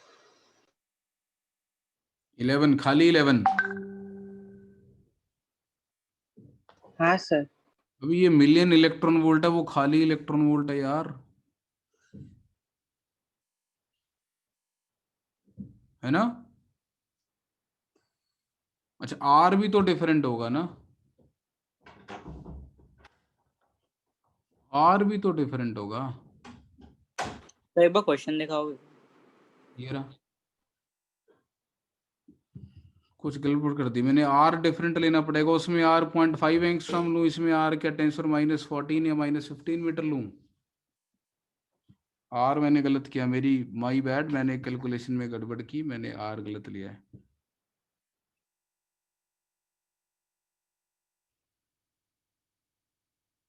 या बोहर्स एटॉमिक मॉडल लगा दूं यहाँ पे प्रॉपर और आर उससे निकालूं।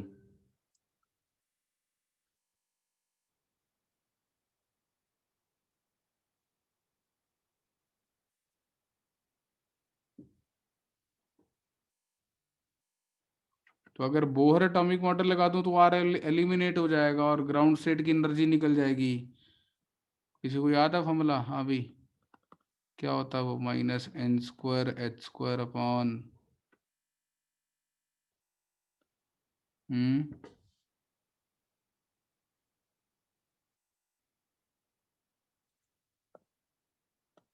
एक में, जैसे वो नहीं किया था मैंने, म्यूनिक एटम बनाया था, इलेक्ट्रॉन के अराउंड पॉजिट्रॉन पॉजिट्रोनियम एटम, ऐसी इसमें मास m/2 आएगा, वो भी बीच में लूं और उससे एनर्जी निकालूं। और बस चार्ज की जगह ई लेना है, ई प्राइम लेना है, फॉर्मूला सब कुछ है सेम रखना है, एक मास वाली टर्म बीच में लेकर आनी है, और जहाँ पे चार्ज आता है यहाँ पे उसमें ई लेना है, इसमें ई डैश लेना है। ऐसा कुछ करके देखें क्या? Sir me⁴/8 epsilon not square h² होता है बाइंडिंग एनर्जी। हाँ बोल। me⁴/8 epsilon not square h²। ये होती है, ठीक है। तो एक केस में यहाँ पे मास ऑफ इलेक्ट्रॉन आएगा जब हाइड्रोजन एटम की बात करेंगे, और जब ड्यूटेरियम में खाली प्रोटॉन और न्यूट्रॉन की बात करेंगे, प्रोटॉन न्यूट्रॉन, तो वहाँ पे रिड्यूस मास m/2 आएगा और वो मास ऑफ प्रोटॉन/2 आएगा, राइट, इंटू ई डैश की power 4 upon 8 epsilon not square h²। और ये वाली वैल्यू को मैं ले लेता हूँ 2.2 मिलियन इलेक्ट्रॉन वोल्ट, और ये वाली वैल्यू को मैं लिख लेता हूँ 13.6 इलेक्ट्रॉन वोल्ट, और इनको डिवाइड कर देता हूँ। सर अब आता है 11। आ रहा है इससे? हाँ सर। चलो, मतलब इसका मतलब बोर्स एटॉमिक मॉडल भी साथ में लगाना था अपने को, अदरवाइज तो आर चाहिए होता ना।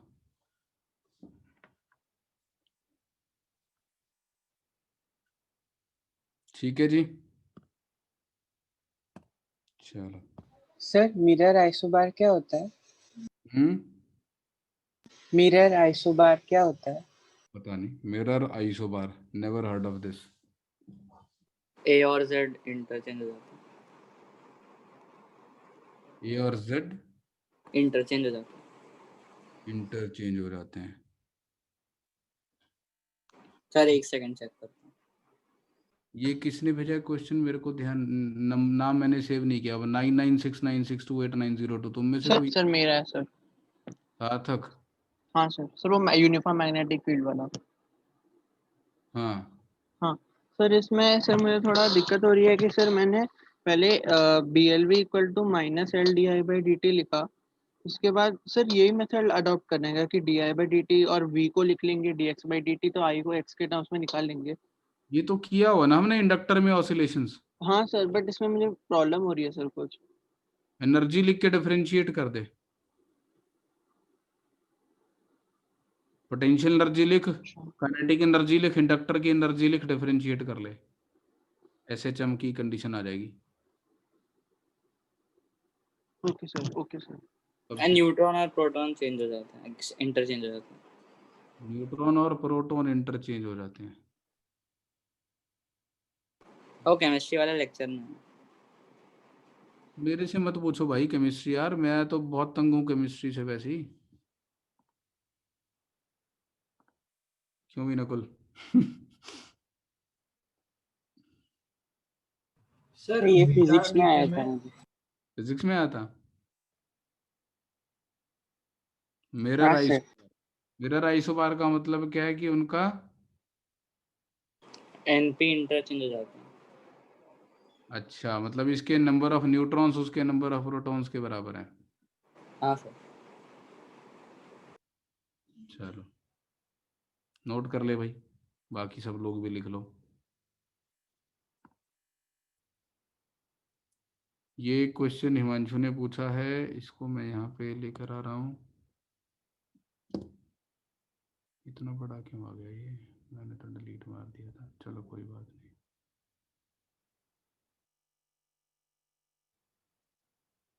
तो ये क्वेश्चन है, एक de Broglie wavelength of neutron at 27 degree Celsius is lambda, what will be the wavelength at 920 degree Celsius. तो टेम्परेचर से कैसे रिलेट करें, तो काइनेटिक एनर्जी को 3/2 के टी, वेर के इज बोल्ट्जमैन कांस्टेंट। न्यूट्रॉन को मोनोटॉमिक गैस की तरह ट्रीट कर लो आप, और मोनोटॉमिक गैस की आप टेम्परेचर के साथ जो एनर्जी लिखते हैं तो 3/2 nRT होती है ना, तो 3/2 kT एक एटम की एवरेज काइनेटिक एनर्जी। अब लैम्डा आपका h/mv होता है, h/mv को h/√2m करेंगे और e की वैल्यू 3/2 kT, सो कुल मिला के लैम्डा 1/√ऑफ टेम्परेचर के प्रोपोर्शनल। ठीक है,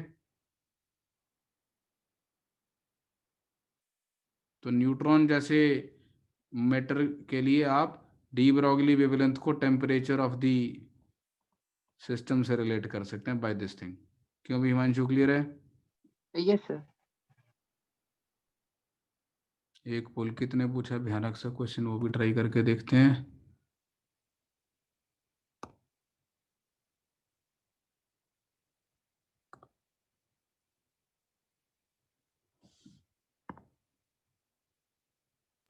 तब मॉडर्न फिजिक्स खत्म हो गया क्या?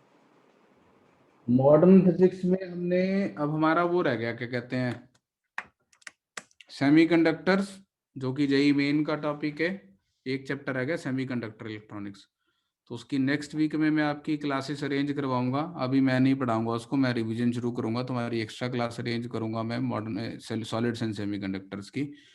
तो कुछ एक्सपर्ट लोग हैं जो बहुत अच्छे से पढ़ाते हैं, वो आपको पढ़ा देंगे, बाकी बाद में डिस्कशंस कर लेंगे हम लोग। सबका पहले का लेक्चर लिंक नहीं है मॉडर्न फिजिक्स का, बाकी का 5 लेक्चर शुरू का। तूने मेरे को व्हाट्सएप किया था, हाँ सर, मैंने क्या रिप्लाई दिया था? आज कर देंगे आप। फिर उसके बाद दोबारा मत पूछो, जब अपनी बात हो गई तो why do you ask the same question again, confirm करने के लिए कि मुझे याद है कि नहीं। सर एक ये क्वेश्चन है, ये KVPY 2012 का क्वेश्चन है। KVPY में तो डरावने क्वेश्चन होते हैं, चलो ट्राई करके देखते हैं। तो stream of photons having energy 3 electron volt each impinges on a potassium surface. The work function of the potassium is 2.3 electron volt. The emerging photoelectrons are slowed down by a copper plate placed 5 millimeter away. Potential difference is 1 volt. The maximum distance the electron can move away from the potassium before being turned back. तो कितनी energy से आ रहे होंगे photo electrons? Maximum 0.7 electron volt. हाँ sir. तो अगर हमारा दोनों प्लेट्स के बीच का पोटेंशियल डिफरेंस 1 वोल्ट है, तो और यूनिफॉर्म इलेक्ट्रिक फील्ड मान लेते हैं, तो 0.7 वोल्ट का पोटेंशियल डिफरेंस कितनी दूरी पे होगा? अगर 5 मिलीमीटर का गैप है तो 3.5 मिलीमीटर तक हो जाएगा। तो यहाँ से निकलने वाला 3.5 मिलीमीटर तक पहुंचते पहुंचते 0.7 वोल्ट से रिटार्ड हो जाएगा और रेस्ट पे आ जाएगा। तो ये आंसर है। हाँ जी पुलकित जी, मेरी उम्मीद से आसान निकला क्वेश्चन।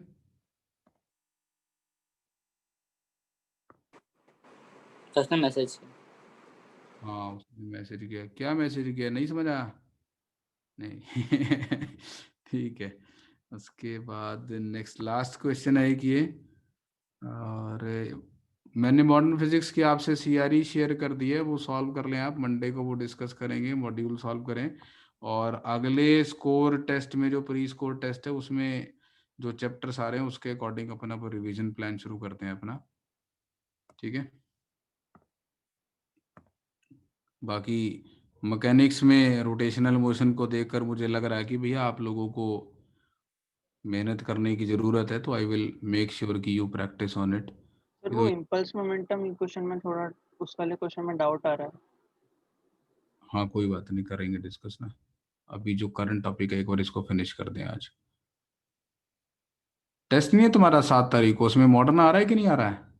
और चलो पहले उसकी तैयारी कर लो। एन इलेक्ट्रॉन, इलेक्शन कहाँ से आई? Election, electron from various excited state of hydrogen atom emits radiation to come to ground state. Lambda n, lambda g with the de Broglie wavelength of the electron, the nth state and the ground state. और ये पता नहीं कौन सा symbol है, क्या बोलते हैं इस सिंबल को? With the wavelength of the emitted photon in transition from nth to this for the large n। ये बोहर से कॉरेस्पॉन्डेंस प्रिंसिपल कहलाता है, शायद ऐसा कुछ होता होगा। फॉर लार्ज n पता नहीं, मैं तो जनरल करके देखता हूँ। तो लैम्डा n और लैम्डा जी क्या है? इलेक्ट्रॉन की डी ब्रॉगली वेवलेंथ है इन दी nth state and ground state. तो दोनों का डिफरेंस कितना होगा? तो जो एनर्जी का डिफरेंस होगा वही होगा ना। तो H P by lambda of the photon, ये एनर्जी रिलीज होगी फोटोन की, और ये जो एनर्जी रिलीज्ड है ये बराबर होगी एनर्जी ऑफ द इलेक्ट्रॉन जो उसने दी, और total energy minus half mv² के बराबर होती है ना।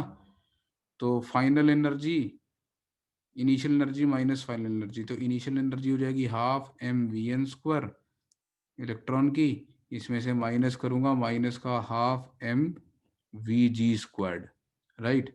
तो H C by lambda N is equal to ये, और अब इसमें से मैं हाफ कॉमन ले लेता हूँ, m कॉमन ले लेता हूँ, नहीं कॉमन कुछ नहीं लेता, इसको मैं ऐसे ही लिखता हूँ।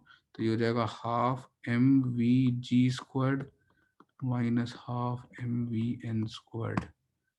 अब इसको क्या अप्रोक्सीमेशन क्या लगाऊं मैं, इसको डी ब्रॉगली वेवलेंथ से कैसे रिलेट करूं? तो डी ब्रॉगली वेवलेंथ के लिए मेरे पास formula lambda is equal to h by m we.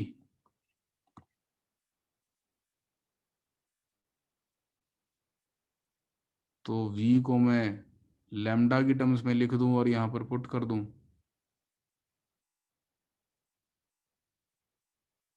ई को p²/2। हाँ ठीक है ना, वो एक ही बात हो गई। तो H C by this is equal to energy को p²/2m, और p हो जाएगा h² bye λ² 2m minus h² bye λ² 2m, और ये लैम्डा कौन सा लेना है? nth स्टेट का, और ये लेना ग्राउंड स्टेट का। सर उल्टा। उल्टा। उल्टा क्या लिख दिया मैंने? लैम्डा ग्राउंड फिर माइनस लैम्डा एन। अच्छा, अब आगे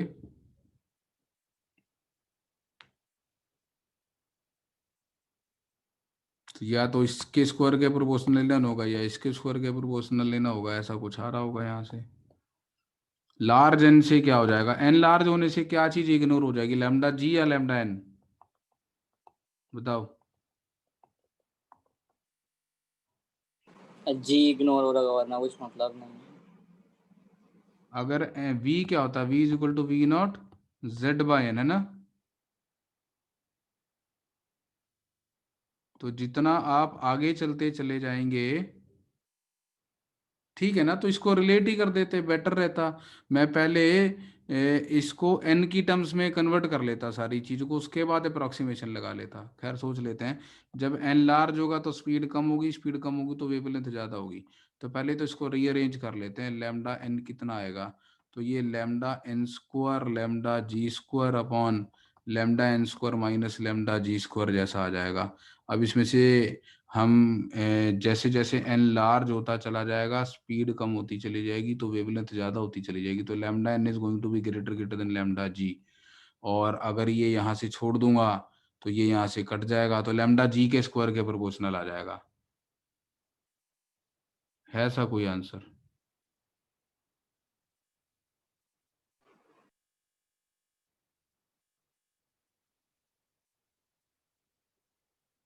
क्या आंसर दिया? सी बोल रहा था ना, तो इसका आंसर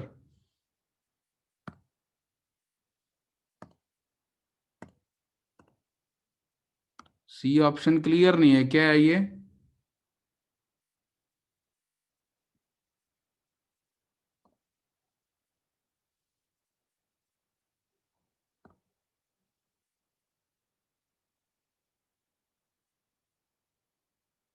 क्या सी ऑप्शन में वो नीचे लैम्डा, कौन सा लैम्डा है? कौन सा लैम्डा भाई? लैम्डा एन स्क्वायर या लैम्डा जी स्क्वायर? Lambda N square.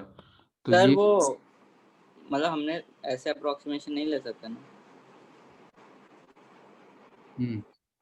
मतलब वो उसको शायद लैम्डा एन स्क्वायर को बाहर लेके वो 1 minus lambda g by lambda N square वाला उसको फिर ऊपर लेके जाके 1 plus lambda ji square by lambda N square, फिर तो फिर lambda ji square plus lambda g to the power 4 by lambda N square आ जाएगा। कितना आएगा? Lambda ji square plus lambda g to the power 4 upon lambda N square. अच्छा, binomial लगा के। हाँ सर। तो इसकी प्रोपोर्शनैलिटी आएगी इसकी, राइट? अब ये सी ऑप्शन से मैच करता दिख रहा है क्या? सी ऑप्शन है it is equal to B by lambda N square. A plus B by lambda N square. यहाँ तो सी ऑप्शन ए प्लस तो नहीं दिख रही, बस खाली प्लस। नहीं, ये कुछ है तो सही है। ये वो क्या? बनाया हुआ कुछ। ये कुछ बनाया तो हुआ है। तो I think A plus B by lambda square ऐसा कुछ देना चाह रहा है ये। अगर ऐसा है तो फिर सी ऑप्शन करेक्ट है। सर ऊपर लिखा भी ए बी आर कॉन्स्टेंट। ये बहुत सही ढूंढा तुमने। ऊपर लिखा भी है a and b are constants, तो ये a plus B by lambda square जैसा है। ठीक है।